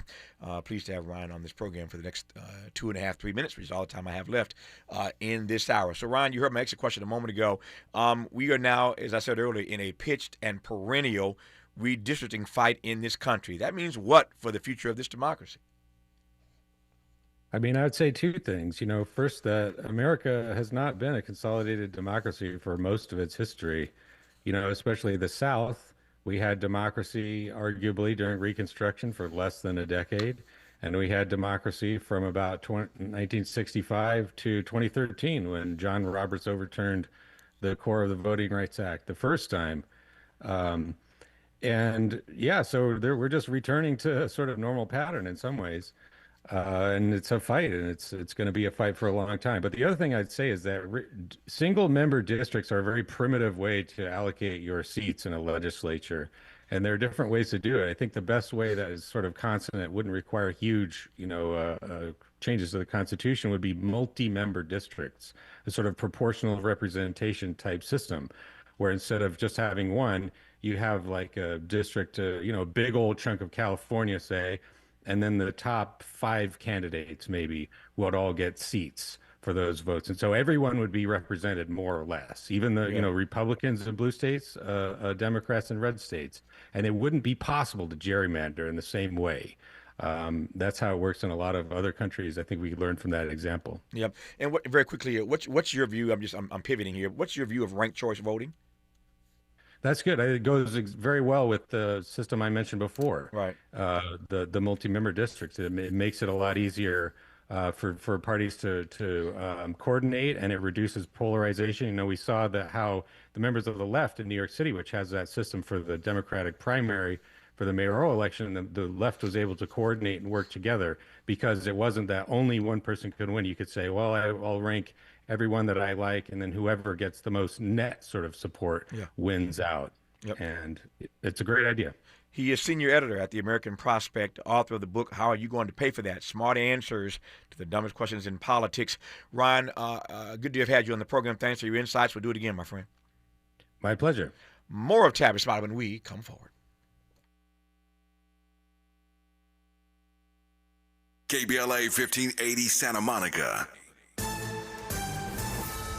I'm Brie Wood with BIN News Now. Former President Obama addressed talk of aliens during his first interview at the new Obama Presidential Center. Speaking on CBS's The Late Show with Stephen Colbert, Obama dismissed conspiracy theories. One of the things you learn as president is government is terrible at keeping secrets. He said a secret that big couldn't stay hidden. The Trump administration is suing the New York Times, alleging racial and gender discrimination against a white male employee. The EEOC claimed the worker was denied a promotion in violation of civil rights law. The Times rejects the lawsuit as politically motivated and says it will defend itself. And NFL star Stephon Diggs has been found not guilty of assault in Massachusetts. Diggs faced felony strangulation and misdemeanor assault charges over an incident involving his former personal chef, Jamila Adams, in 2025. He denies wrongdoing. Get BIN News Now on demand 24/7 on the iHeartRadio app. Now at Big O Tires, save up to $170 on select sets of tires with paid installation using your Big O Tires and service credit card. Plus, synthetic oil changes start at just $39.99 through May 24th at Big O Tires. This is the KBLA Sports Minute with Ray Richardson. It is painfully obvious that the Lakers need much more than a productive LeBron to beat the Oklahoma City Thunder. LeBron was the only highlight for the Lakers in their 108-90 loss Tuesday night to OKC in Game 1 of the Western Conference semifinals. LeBron had a game-high 27 points and 6 assists. The rest of the Lakers were no-shows. Austin Reeves made only 3 of 16 shots. Marcus Smart was 4 of 15. Luke Kennard played 29 minutes off the bench, but made only 1 of 4 shots. DeAndre Ayton had 10 points, but he was scoreless in the second half. In addition to the shooting issues, the Lakers committed 17 turnovers. This is not the right formula to beat the defending NBA champs. OKC takes a 1-0 lead in the best-of-7. Game 2 is Thursday night in OKC. A major upgrade in performance needs to happen for the Lakers if things are going to be different in Game 2. No debates, no speculation, just the info you need. That's your KBLA Sports Minute. I'm Ray Richardson on KBLA Talk 1580. Hi, I'm Zoe Williams, host of The Voice of Reason, weeknights at 7 p.m. here on KBLA Talk 1580, with a personal invitation for you to join me and Insight.me as we present The Healing Box, live at Inglewood's world-famous Miracle Theater, Saturday evening, May 23rd at 7 p.m. Look, I understand your attachment style has been running your life like a rogue algorithm, and nobody has had the courage to press pause. Until now, Dr. Bakoya McCall and yours truly are curating a night where clinicians, spiritualists, and an all-star panel of Black woman healers like Dr. Shalonda Sunshine Crawford, Dr. Jashana Johnson, and spiritualist Precious McGill will join some amazing spoken word artists and the legendary comedian Louis Dix to diagnose, disrupt, and heal your relational wreckage in real time. Listen, bring your trauma. As a matter of fact, bring your baby mama. No, bring your testimony. And if you're still texting your ex at 2 a.m., baby, you're not just invited, you're the target demo. Tickets are moving fast, so grab yours at themiracleinglewood.com before your dating history gets flagged as a pre-existing condition. That's themiracleinglewood.com. We'll see you there Saturday, May 23rd at 7 p.m.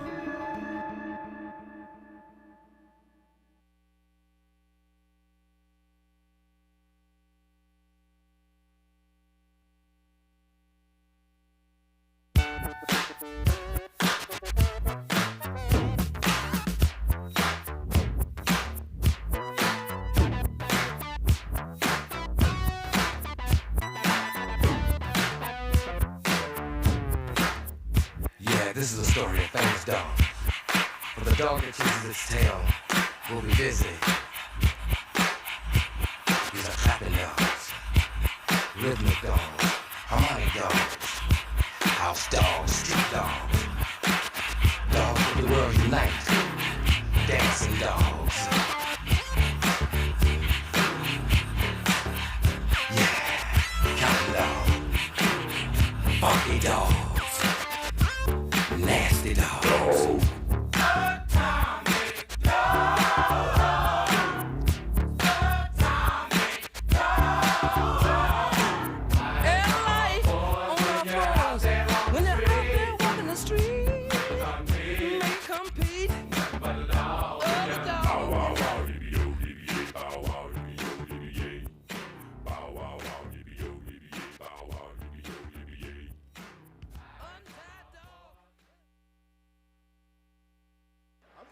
Because of crumble cookies, I ain't even gonna hold you.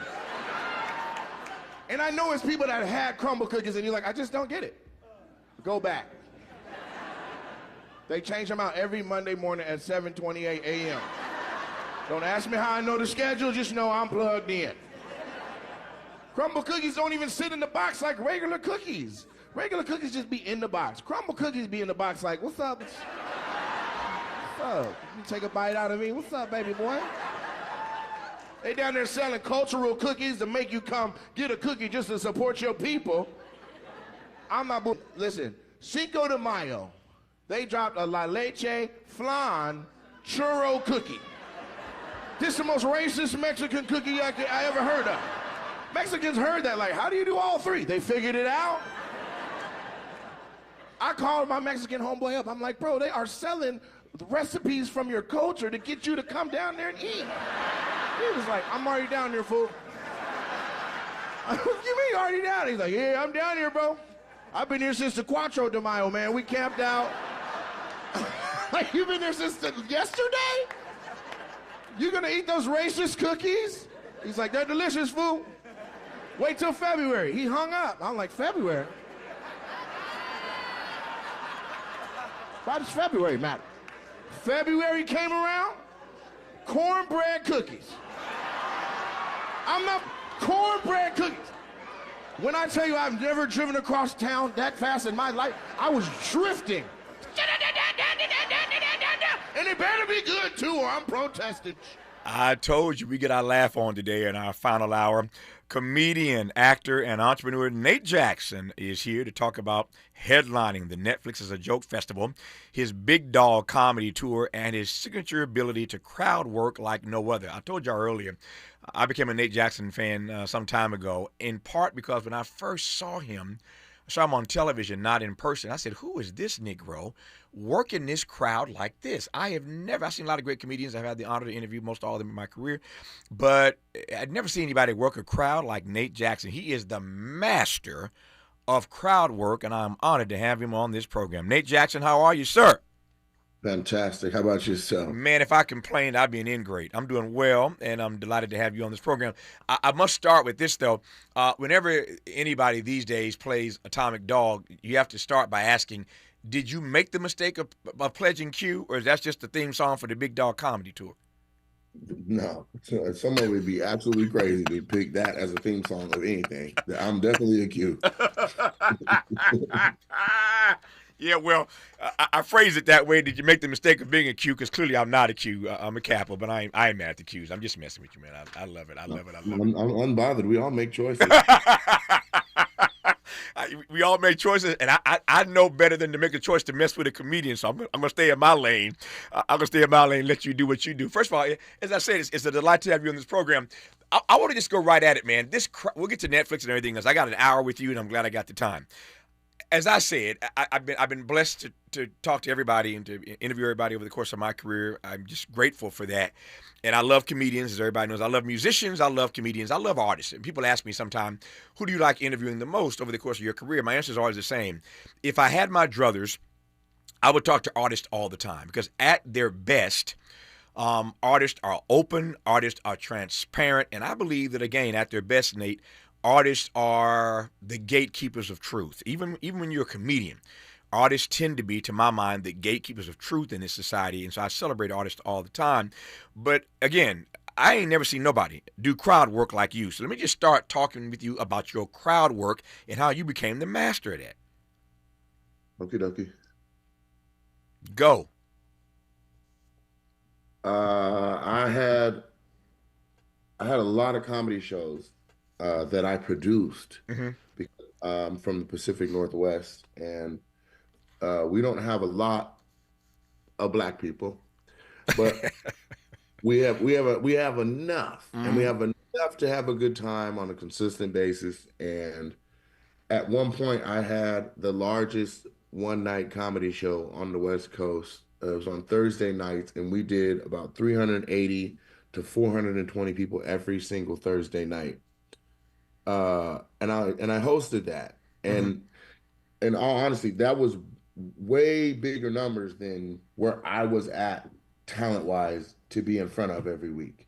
Like, I had material I felt very comfortable doing in front of a crowd that big, but every single week you can't do the same thing because people are like, we've seen this already. Yeah. So in order to keep the crowds coming, I started freestyling in between the comics just to keep it light. You know, like, if you've ever been to a show, like something, a lot of times what we call crowd work now is host banter, really, just to get everybody involved and drawn in and set the tone of the room. And then once I opened my comedy club, which I'm sure we'll talk about, I ended up, because COVID came and we were just trying to survive, and I put all this money and investment into this concept, I started doing what was called a crowd work joint, which I would just go up and freestyle once a month. It was, for all intents and purposes, it was a rent party.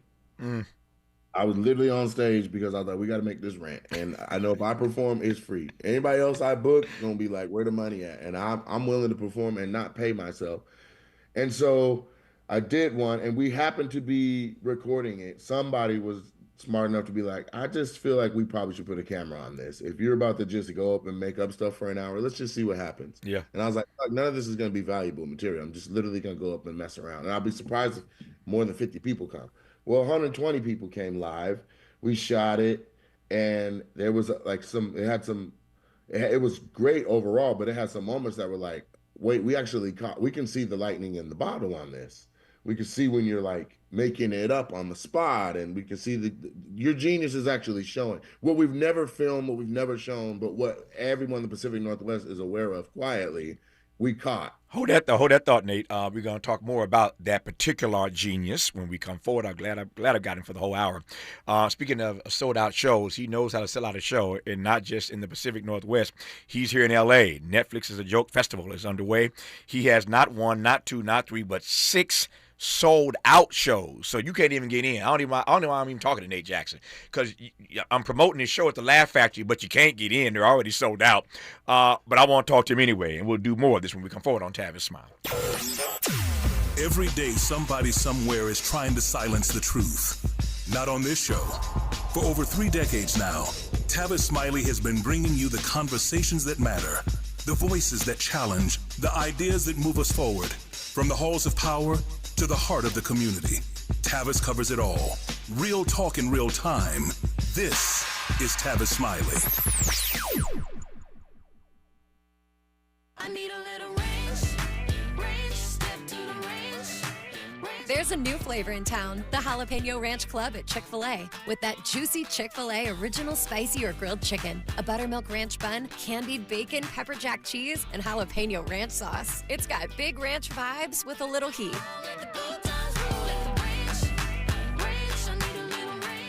Chick-fil-A's new Jalapeno Ranch Club, available for a limited time only. Order ahead on the Chick-fil-A app. Hi, I'm Fred Martin, founder of Compton Kids Club. I just want to talk about the authenticity and tell y'all about my homeboy, Tom Steyer. Tom is a rock star. When I met him, Tom gave a grant to schools in San Francisco. All the kids were on probation. We were flying instructors for 2 years to come and help those kids doing performing arts and turning their life around. Some of the kids that he supported, they've graduated from UCLA. Let's fast forward. Tom is in schools in Compton, hanging out with the kids in the piano classes. Brother Tom Steyer hangs out in the studio with us. These are the seeds that he's planted. This has nothing to do with elections. What's coming out of his mouth is not a campaign speech. It's authentic, and when he say he walks away from a business because he want to do his values, he ain't making that up because he's running for governor. This man is real. Ad paid for by Steyer for Governor 2026. As parents, we have a million things running through our minds. Playdates, checkups, groceries, laundry, diapers, work, carpool schedules, picture day, swim team, did we mention diapers, birthday parties, meal prep, lost permission slips, dentist appointments, and the dog that still needs to be walked. So it's easy to make a mistake. Oh, I forgot birthday candles. Sit tight, hon, I'll be right back. We say we'd never put our kids in danger by leaving them in the car alone. Oh, wait, since when are candles not on the baking aisle? But never happens. And temperatures as low as 60 degrees can be deadly for children left behind. So always bring them with you, and every time you park the car, stop, look, lock.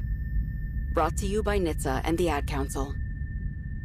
On top of home and auto, Progressive protects your boat, RV, and motorcycle so you can explore the unknown. Actually, we just take the RV to the same campground every year. Well, maybe you can catch your own dinner on your boat. Oh, we can actually get pizza delivered there from this brick oven place we love. Will you at least try a new topping? Honestly, probably not. We kind of have a go-to order. Fine. Just bundle home or auto insurance with your outdoor vehicles with Progressive and stay protected when you go, I guess, where you've gone before. Progressive Casualty Insurance Company and affiliates. Not available in all states or situations. Made fresh daily in Leimert Park, Los Angeles, California. You're listening to Tavis Smiley. Netflix's A Joke Fest is happening again. 3rd time in LA. Celebrities, entertainers, everywhere. Dave's pulling up. You know who else is pulling up? Nate Jackson? Yeah, that Nate. I don't know him. Like, at all. But is funny. Don't you hate when you can't find your lighter? Look at him coughing up a storm. How does Dave smoke like this? Nate has 6 sold-out shows at the Laugh Factory. Maybe they'll show Nate some respect, but also, who gives a Cue the drones.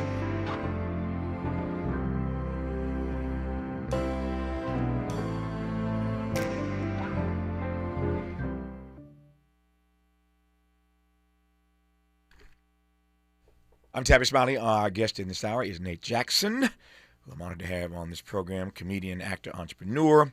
Headlining the Netflix is a Joke Festival this week. 6 sold-out shows at the Laugh Factory. As I said, I don't even know why I'm talking to Nate, because you can't get in, but I guess by talking to him, next time you hear he's coming to town, wherever you live and wherever you're listening across the country right now, you get your tickets early. Word to the wise, he sells out. But again, I'm delighted to have him on this program. All right, Nate, you were running this story. For those who may have just tuned in, I was asking you how you became so amazing at crowd work, and you were telling us the backstory of how that came to be. I guess I'll let you finish that story. But what I really want to hear though is how that crowd work helped you develop the particular kind of genius, that's the word you use, the particular kind of genius that we now know you for. Yeah, I mean, it's like I said, it was by necessity. Like I was trying to entertain 420 people or 380 to 420 people every Thursday night, and I had to keep it fresh. And so that's how we shot Between the Gaps. And then that evolved into me doing it at my new club as a rent party, as a necessity to make the ends meet. And then we started filming it. And then literally that's when it started taking off. But I just, to this day, can't believe people, like, it's what I call it the stuff between the stuff. Mm-hmm. Once people started liking the crowd work stuff, I was like, I'm an entrepreneur. I'm like, let me lean into what they like. I'm not gonna push back again. If that's what y'all want. Yeah. Okay.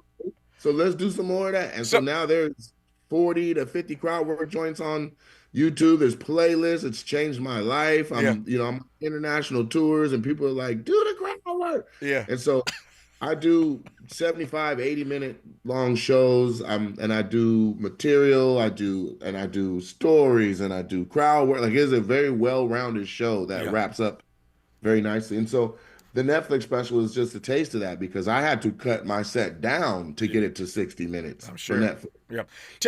Tell me again. This is inside baseball, but tell me in a way that I can understand as best as I can, and the audience is obviously they're tracking with us. So when you do your crowd work, my sense is you're working one set of muscles, which I assume is a different set of muscles from material that you have written and practiced and rehearsed. The crowd work, not so much. So just tell me about the different muscles that you use when you're doing your stand-up, and it's all part of the stand-up, versus the crowd work, if that question makes sense to you. No, it does make sense. Okay. I mean, to be honest with you, the crowd work truly requires right brain creativity, being present in the moment, heightened listening, advanced processing, funneling, which I don't think people talk about when they talk about listening, but you have to be able to funnel information into a format that fits for what you're doing. Right? So if I just repeat everything someone says, that's one thing, but I got to turn it and elevate it and make it funny. And that's where the comedy lies. Like, I'm really just asking questions to information seek to get the content for the setup that I'm building. Even if it's a micro setup, I'm trying to lead into the format of comedy where I have punchline, act out, mix up, more act out, like that. It's really a high level of writing on the spot. Are there, Nate, certain kinds of questions, a list of questions that are reliable in terms of knowing you're going to get some information you can work with when you're talking to people, random folks sitting in an audience somewhere? I mean, kind of, but it's not necessarily what you can ask. It's what people are willing to divulge. Mm-hmm. So you have to kind of be like, you just need to start at the basis. What's your name? What do you do? Where you from? Where you at? Who you with? You know what I mean? The basic stuff you would ask somebody if you met them at your mailbox or your park, like that's the basics. And then I'm really going through with a fine-tooth comb to find elements that stick out. Is it a strange place? Is this an odd couple? Do you have a weird name? Is your occupation, out of the ordinary? Where are you from? How far is that from where we are? And I just work it all until we can build kind of a story, and then bam. Then after that, I don't need the information seek anymore. I take everything I know and I go ahead and I'm making.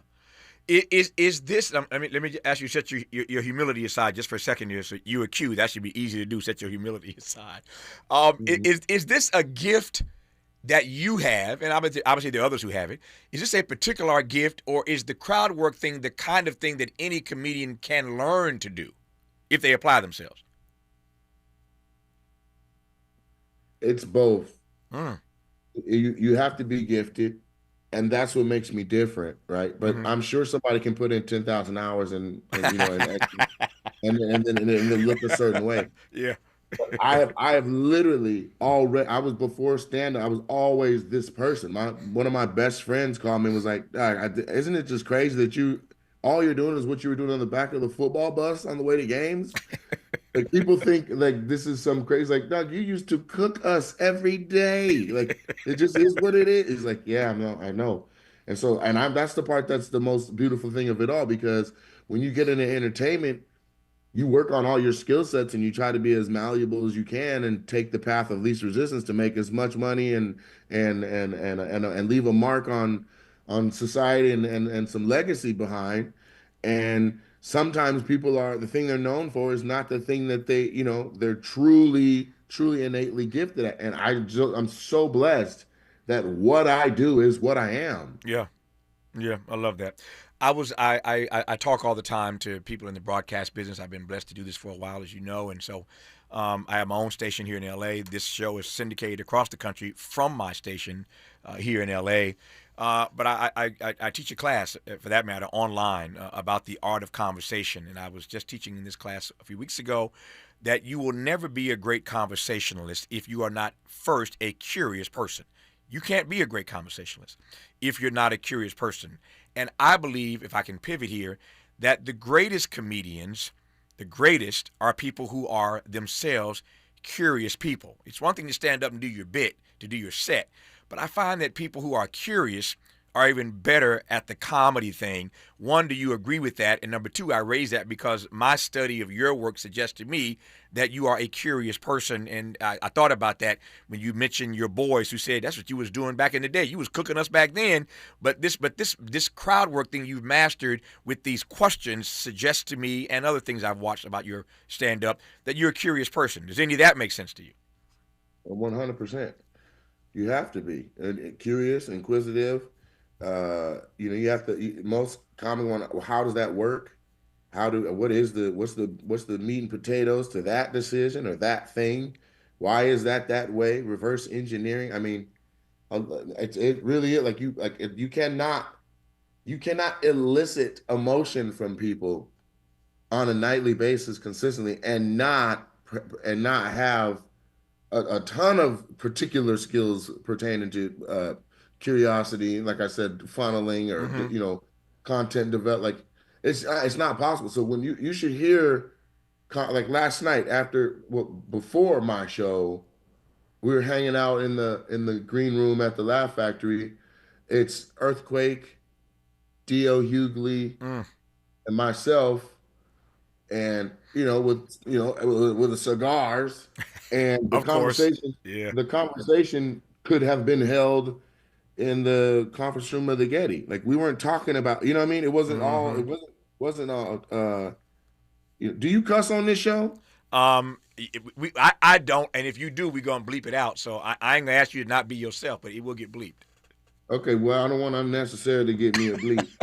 But we were having a wonderful conversation about developing multicam comedies and what we know about it and the schedule that's required to be successful for it. And DL was telling Earthquake how he's known him forever and that he's always outworked everybody in the room, and that same thing is gonna translate well for a sitcom. And I've been the same way. I'm that worker bee. I'm the rock of the line. I'm the hard working one.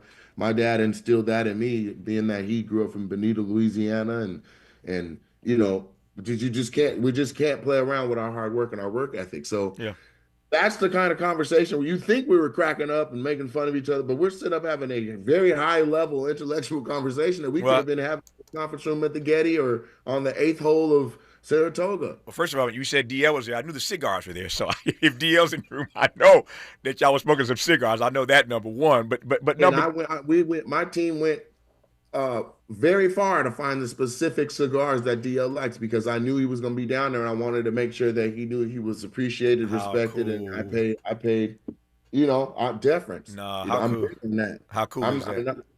Yeah, because I rock with DL. That's one of my.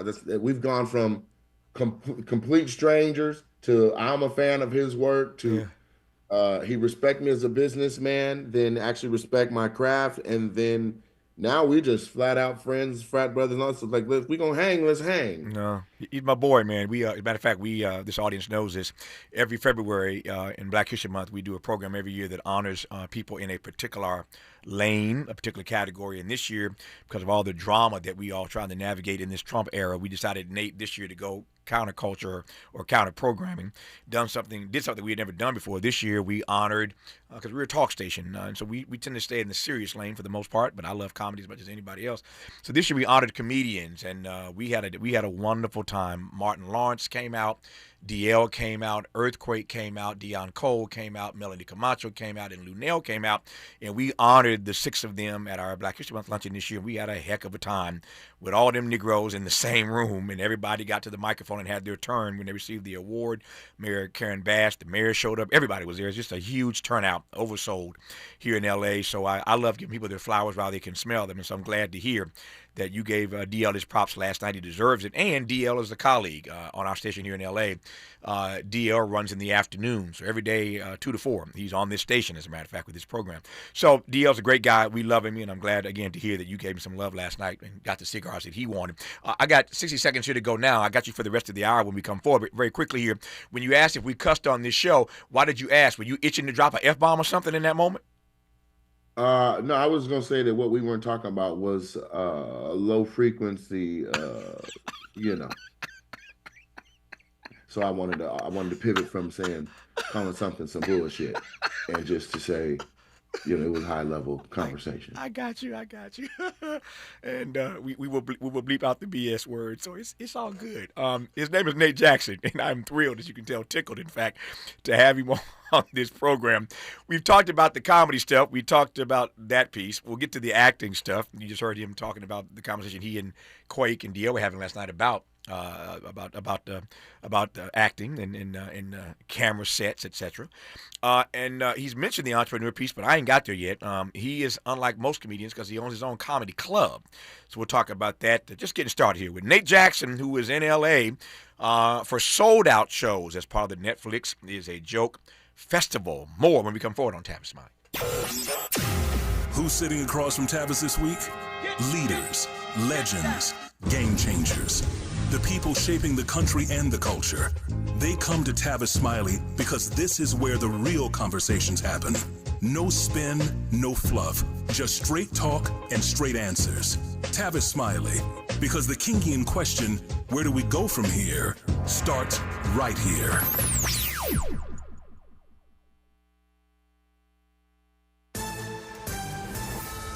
I'm Brie Wood with BIN News Now. Former President Obama addressed talk of aliens during his first interview at the new Obama Presidential Center. Speaking on CBS's The Late Show with Stephen Colbert, Obama dismissed conspiracy theories. One of the things you learn as president is government is terrible at keeping secrets. He said a secret that big couldn't stay hidden.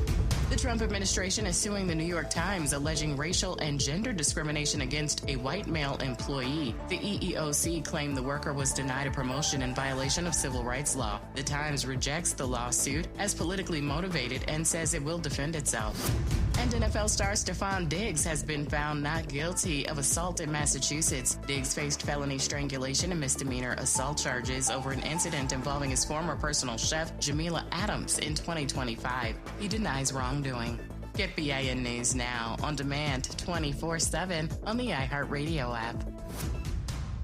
Now at Big O Tires, save up to $170 on select sets of tires with paid installation using your Big O Tires and service credit card. Plus, synthetic oil changes start at just $39.99 through May 24th at Big O Tires. This is the KBLA Sports Minute with Ray Richardson. It is painfully obvious that the Lakers need much more than a productive LeBron to beat the Oklahoma City Thunder. LeBron was the only highlight for the Lakers in their 108-90 loss Tuesday night to OKC in Game 1 of the Western Conference semifinals. LeBron had a game-high 27 points and 6 assists. The rest of the Lakers were no-shows. Austin Reeves made only 3 of 16 shots. Marcus Smart was 4 of 15. Luke Kennard played 29 minutes off the bench, but made only 1 of 4 shots. DeAndre Ayton had 10 points, but he was scoreless in the second half. In addition to the shooting issues, the Lakers committed 17 turnovers.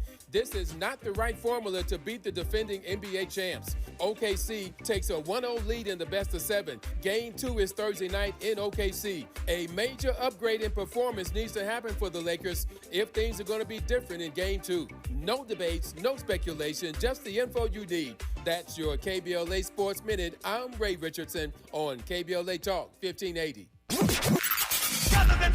In a world full of noise, one station keeps it real. KBLA Talk 1580, where the conversation goes deeper, the voices sound like yours, and the issues that matter most to our community take center stage. Progressive, powerful, unapologetically us. Whether you're driving through the city or tuning in from your home or office, join the public square. KBLA Talk 1580, your home for talk that enlightens, encourages, and empowers. Listen live on our free KBLA 1580 app, on our website at KBLA1580.com, or on your radio dial at 1580 AM. Unapologetically progressive. Where the overlooked become unmissable, this is KBLA Talk 1580. Follow the leader. KBLA Talk 1580. Follow the leader. If you're not following KBLA Talk 1580 on all of our socials, then you're missing out.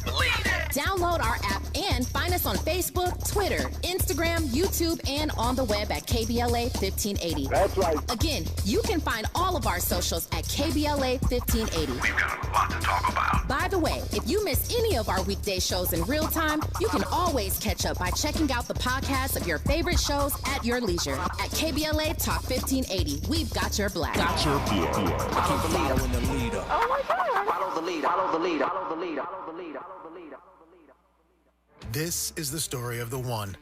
As a maintenance tech at a university, he knows ordering from multiple suppliers takes time away from keeping their arena up and running. That's why he counts on Grainger to get everything he needs, from lighting and HVAC parts to plumbing supplies, all in one place. And with fast, dependable delivery, he's stocked and ready for the next tip-off. Call 1-800-GRAINGER, click Grainger.com, or just stop by. Grainger, for the ones who get it done. An official message from Medicare. I turned 65 this year. I knew it was time to figure out Medicare, and I had questions, like when to enroll and how to enroll. So I went straight to the official source, Medicare.gov, to get the facts about Medicare. I found answers to all my questions, and I'm ready to get started. And so can you. Just go to Medicare.gov to get the real facts about Medicare.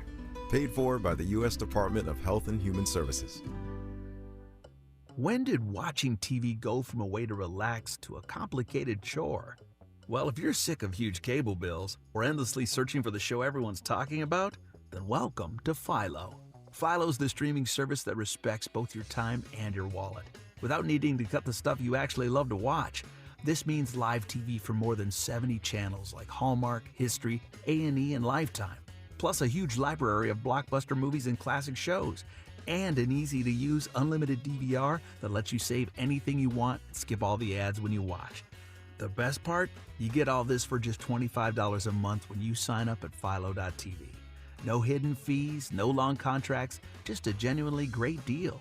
And new users can try it completely free for 7 days. So head to Philo.tv, that's PHILO.tv, and experience a better way to TV. Subscriptions auto-renew at monthly rate plus applicable taxes. Cancel anytime. See terms at Philo.tv. Let's get back to more of this rich dialogue with Tavis Smiley. I just want to just talk to you guys because you look just like, you look like you know where everybody lives in the neighborhood.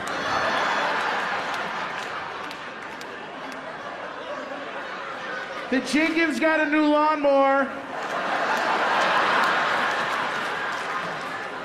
That's the face you have, man. Nate Jackson is our guest in this hour. Pleased to have him, actor, comedian, entrepreneur.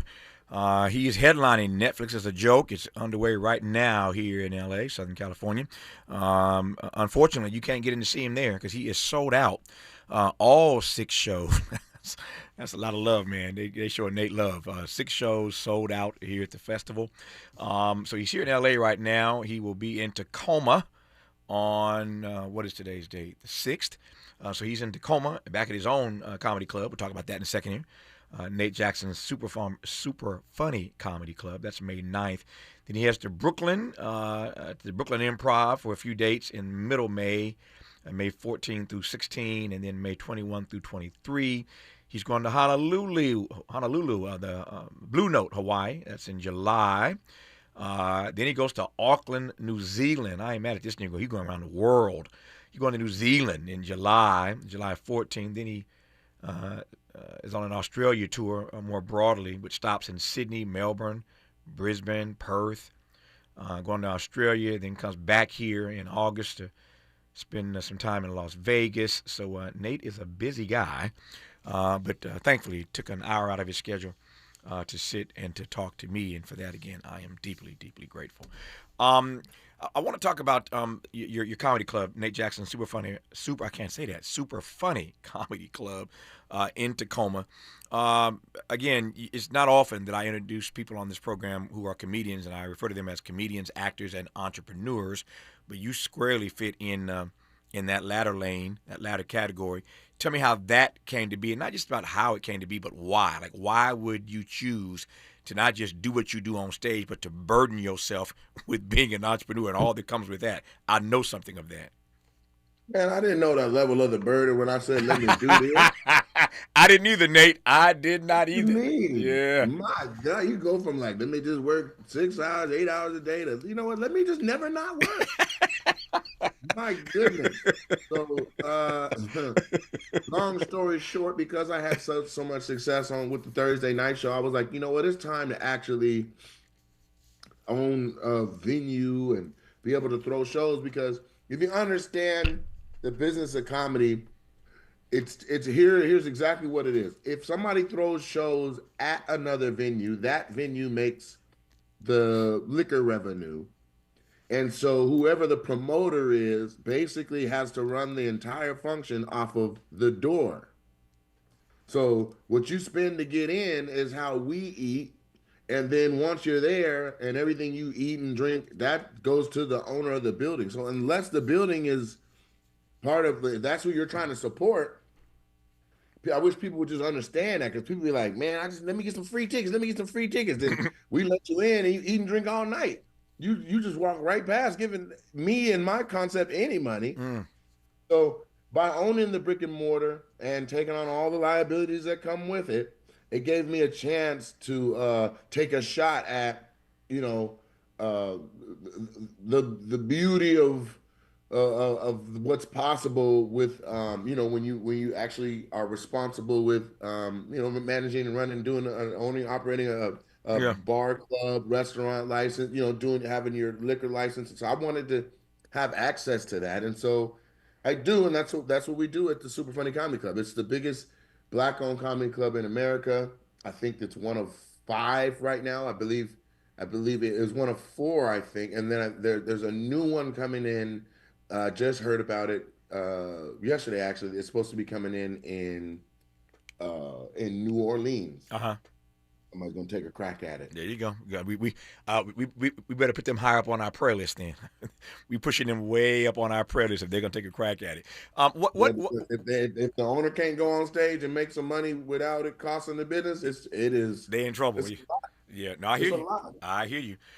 You were talking. I'm over here quietly saying amen, amen, amen. I'm still laughing at your first your first sentence about the fact, let me go from work. Okay, I can go from 6 hours to 8 hours. I can go from 8 to 10, but then you let me just never not work. So I'm with you. I didn't sign up for that either, but here we are. You're doing your comedy thing. I'm doing the talk radio thing here in L.A. with this station, but I get you, man. Let me just ask you, though, I'm curious. Your business obviously is very different than mine. We're in two different lanes, but what is the greatest challenge of running a comedy club? And for you, what is the greatest joy of running a comedy club, your own?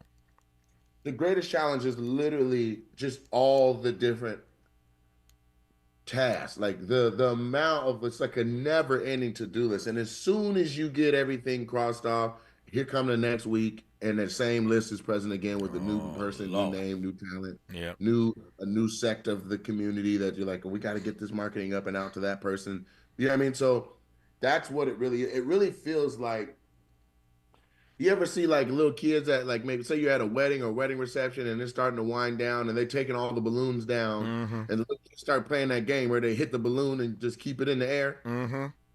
Just like that. You got to keep it in the air. But there's 17 balloons and it's just you.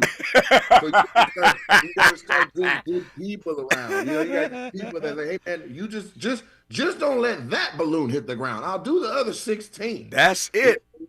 That's it. Just hold that balloon up, because that's the one, that particular balloon, if that hits the ground, then all of them will fall.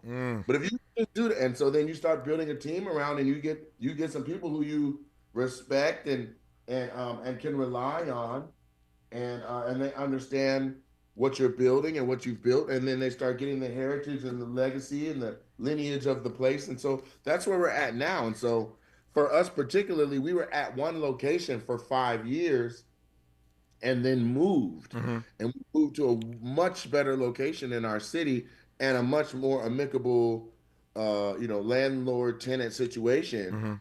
And we've been in the new spot for 1 year. So, and for all intents and purposes, it feels like we are starting over from scratch. If it wasn't for just like namesake and reputation, literally everything else is new. And the other thing, because we're talking about entrepreneurship, I have a clothing line called the Roses Collection. And I thought it was interesting earlier in your segue, you said you want to give people their roses while they can receive them. And that is literally like the impetus for the Roses Collection. It's just rosescollection.com. It's really nice stuff. It's made cut and sew, and you can be red carpet ready.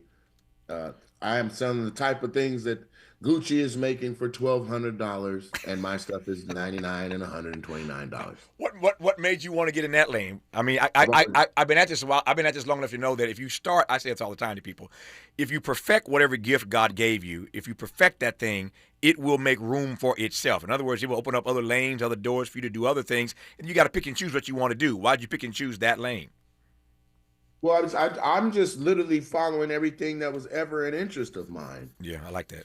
You know what I mean? Like, I've really been interested in fashion. And the other thing, like, there's a lot of rejection. People don't really talk about it, but there's a lot of rejection around clothing, appearance, and weight. You know what I mean? And it's kind of the elephant in the room for big men, because we just don't have anywhere to shop. Women have Torrid, and they have boutiques, and they have we all supposed to go to double XL and wear white people golf clothes. So I was like, I want to make a line that is for the fly big guy, you know, and then, you know, there's the lane is wide open. Damon John is no longer doing FUBU, and Sean Combs is not doing Sean John. So like, I want to step into that lane wholeheartedly. I have fly stuff. As a matter of fact, you're playing clips from my Netflix special. That hoodie that is, you know, that sparkling, that's from my clothing line. Yeah, I love it. I love it. All right, you fly big guys. You know where to go now. All the fly big guys, you know exactly where to go. I'm looking at messages that are coming in while we're talking, and I got a really smart audience. I got a nosy audience. They said, Tavis, can you ask Nate Jackson what those cigars are that DL and he like to smoke? Oh man, I can't remember oh man. Don't worry about it. Don't worry about it. I ain't put you on the spot. I'm just telling you that people won't know. Since you told the story so beautifully, what kind of cigars are they smoking? I got just a nosy audience. That's all. Never mind, Nate. Don't worry about it. More of Nate Jackson when we come forward on Tavis Smiley. From Lamert Park with love, this is Tavis Smiley. Hi, I'm Zoe Williams, host of The Voice of Reason, weeknights at 7 p.m. here on KBLA Talk 1580, with a personal invitation for you to join me and Insight.me as we present The Healing Box, live at Inglewood's world-famous Miracle Theater, Saturday evening, May 23rd at 7 p.m. Look, I understand your attachment style has been running your life like a rogue algorithm, and nobody has had the courage to press pause. Until now, Dr. Bakoya McCall and yours truly are curating a night where clinicians, spiritualists, and an all-star panel of Black woman healers like Dr. Shalonda Sunshine Crawford, Dr. Jashana Johnson, and spiritualist Precious McGill will join some amazing spoken word artists and the legendary comedian Louis Dix to diagnose, disrupt, and heal your relational wreckage in real time. Listen, bring your trauma. As a matter of fact, bring your baby mama. No, bring your testimony. And if you're still texting your ex at 2 a.m., baby, you're not just invited, you're the target demo. Tickets are moving fast, so grab yours at themiracleinglewood.com before your dating history gets flagged as a pre-existing condition. That's themiracleinglewood.com. We'll see you there Saturday, May 23rd at 7 p.m.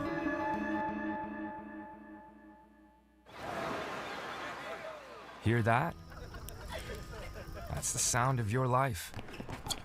Perfectly imperfect. Beating in rhythm to the world you've created. But every time you drive after drinking, the music gets drowned out. Your life sounds pretty great. Don't let a buzz ruin it. Buzz driving is drunk driving. Don't drive buzzed. A message from NHTSA and the Ad Council. And we're live here outside the Perez family home, just waiting for the... And there they go, almost on time this morning. Mom is coming out the front door strong with a double-arm kid carry. Looks like Dad has the bags. Daughter is bringing up the rear. Oh, but the diaper bag wasn't closed. Diapers and toys are everywhere. Ooh, but Mom has just nailed the perfect car seat buckle for the toddler. And now the eldest daughter, who looks to be about 9 or 10, has secured herself in the booster seat. Dad zips the bag closed, and they're off. But looks like Mom doesn't realize her coffee cup is still on the roof of the car. And there it goes. Oh, that's a shame. That mug was a fam favorite. Don't sweat the small stuff. Just nail the big stuff. Like making sure your kids are buckled correctly in the right seat for their age and size. Learn more at nhtsa.gov/the right seat. Visit nhtsa.gov/the right seat. Brought to you by NHTSA and the Ad Council. Sometimes he fails at fitting in, but we're okay with that. You're inside the Tavis Smiley Show. You are indeed. Our guest is Nate Jackson. Nate has his own comedy club in Tacoma called Nate Jackson's Super Funny Comedy Club. He'll be there May 9. He is here in L.A. right now for the Netflix is a Joke comedy festival. But you can't get in, as I keep saying. He's already sold out. But he's headed to Brooklyn. He's headed to Honolulu. He's headed to Auckland, New Zealand, if you're listening there. He's in Australia as well on a tour of Sydney, Melbourne, Brisbane, and Perth. Back to Vegas in August, so he's a busy guy. You can find all his stuff at the Nate Jackson Comedy website. That's where all those dates are, Nate Jackson Comedy website. You mentioned the Netflix special. I wanted to get to that.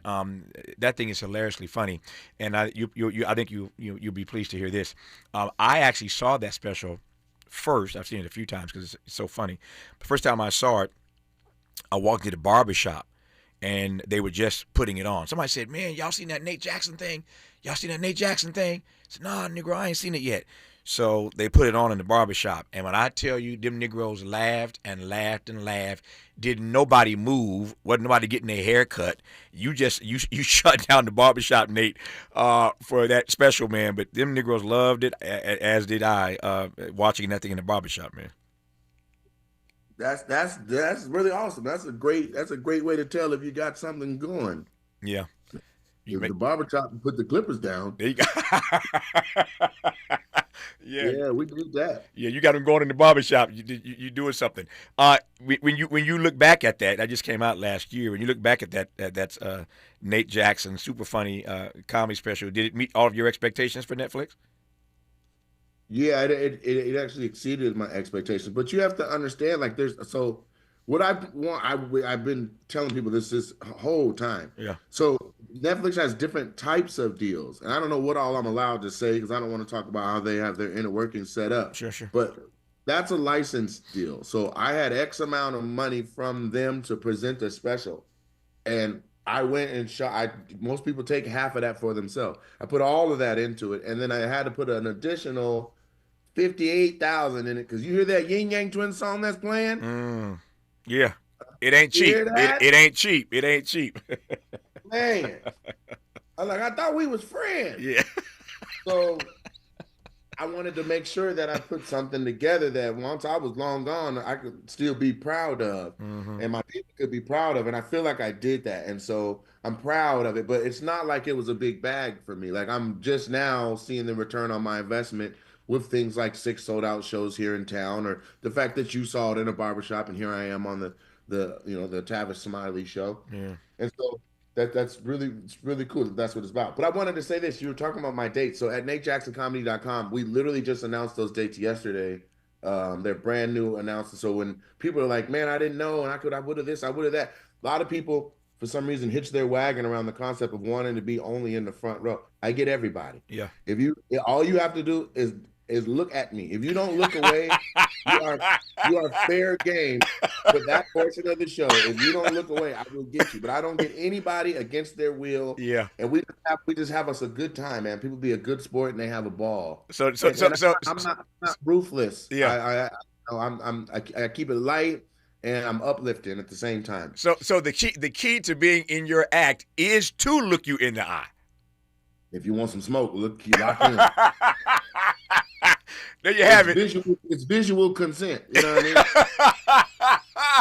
I love it. So now you know when you go to see Nate Jackson, if you want to be in the bit, look him in the eye, give him visual consent, and he will go in on you. Not in a mean or nasty way, but you may end up as part of the crowd work at a Nate Jackson show. When we come forward, I got one final question in the remaining moments I have with Nate Jackson, and I've been fascinated by this for a while once I discovered who he was some years ago, of course. And he mentioned this earlier in the conversation today, but I want to close by bringing this thing full circle. This Negro is in Tacoma, Washington, y'all. That Netflix special, I believe, was shot in a theater, Neptune Theater in Seattle. But Washington State is where he hangs out when he's not on the road touring around the world. But that's where he hangs out, right?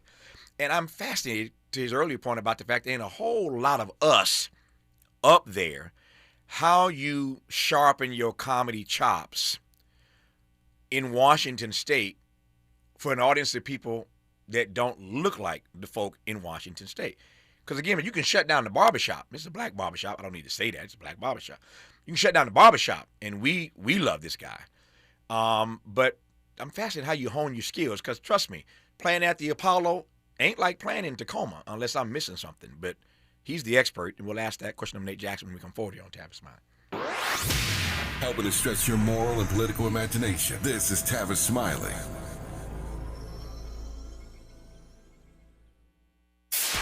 KBLA Talk 1580. We've got a lot to talk about.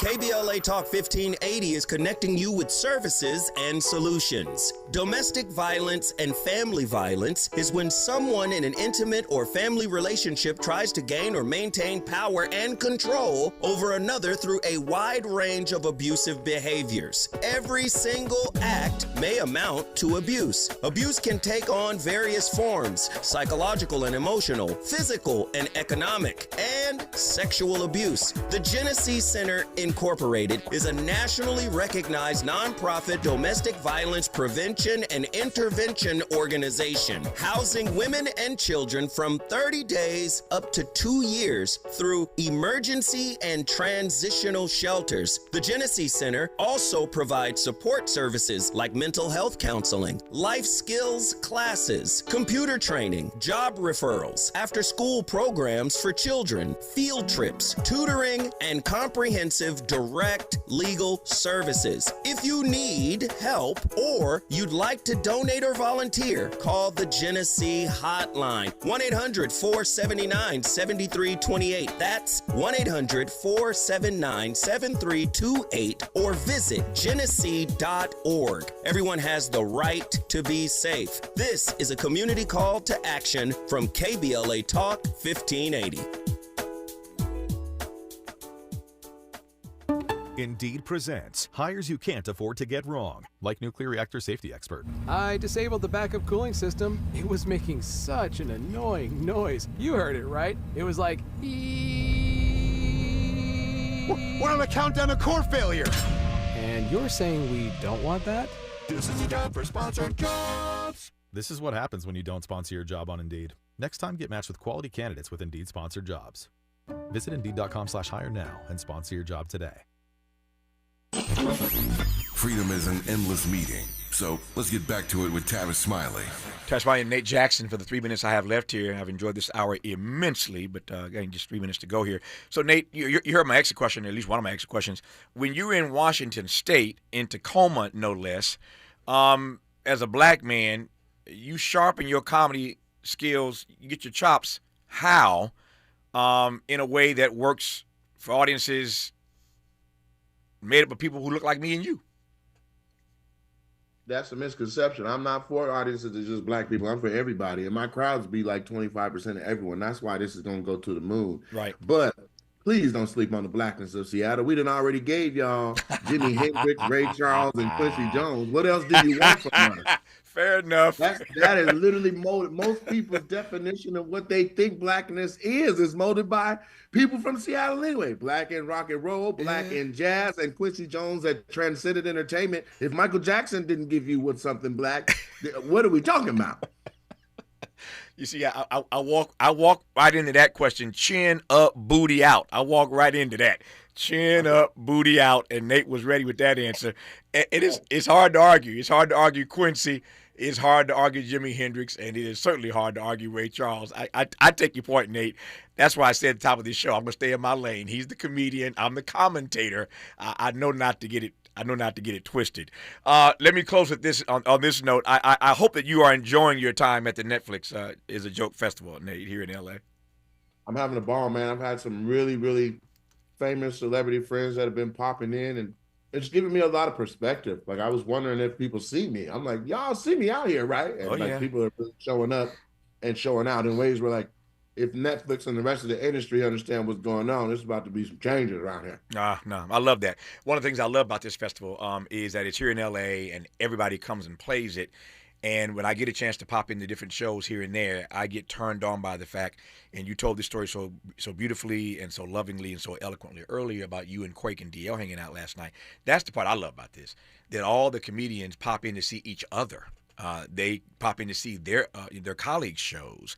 And you walk into the right comedy show, you can run into 10 brilliant Negro comedians all in one room because they're there checking out the guy who's on the stage. And that kind of camaraderie, that kind of love, that kind of respect means a lot to me. And so I was so glad that you told that story about DL and Quake from last night. Nate, enjoy the rest of your tour here in L.A. at the Laugh Factory, your sold-out tour as part of Netflix Is a Joke Festival. And thank you for this time. Our first time doing this, but not our last, so long as you can make time somewhere down the road. But thank you for this opportunity, sir. Outstanding. I'll see you in February. I look forward to it, man. I look forward to it. Just like that, 3 hours are gone, and we are back here tomorrow, Lord willing, to do it all over again. Until tomorrow, thanks for tuning in to Tavis Smiley. And as always, keep the faith.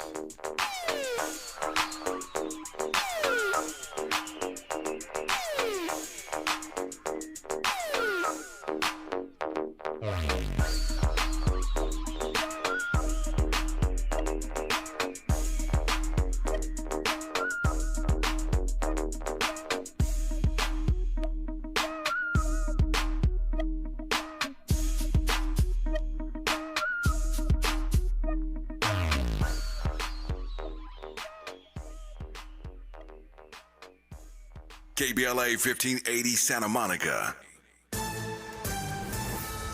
I'm Brie Wood with BIN News Now. Former President Obama addressed talk of aliens during his first interview at the new Obama Presidential Center. Speaking on CBS's The Late Show with Stephen Colbert, Obama dismissed conspiracy theories. One of the things you learn as president is government is terrible.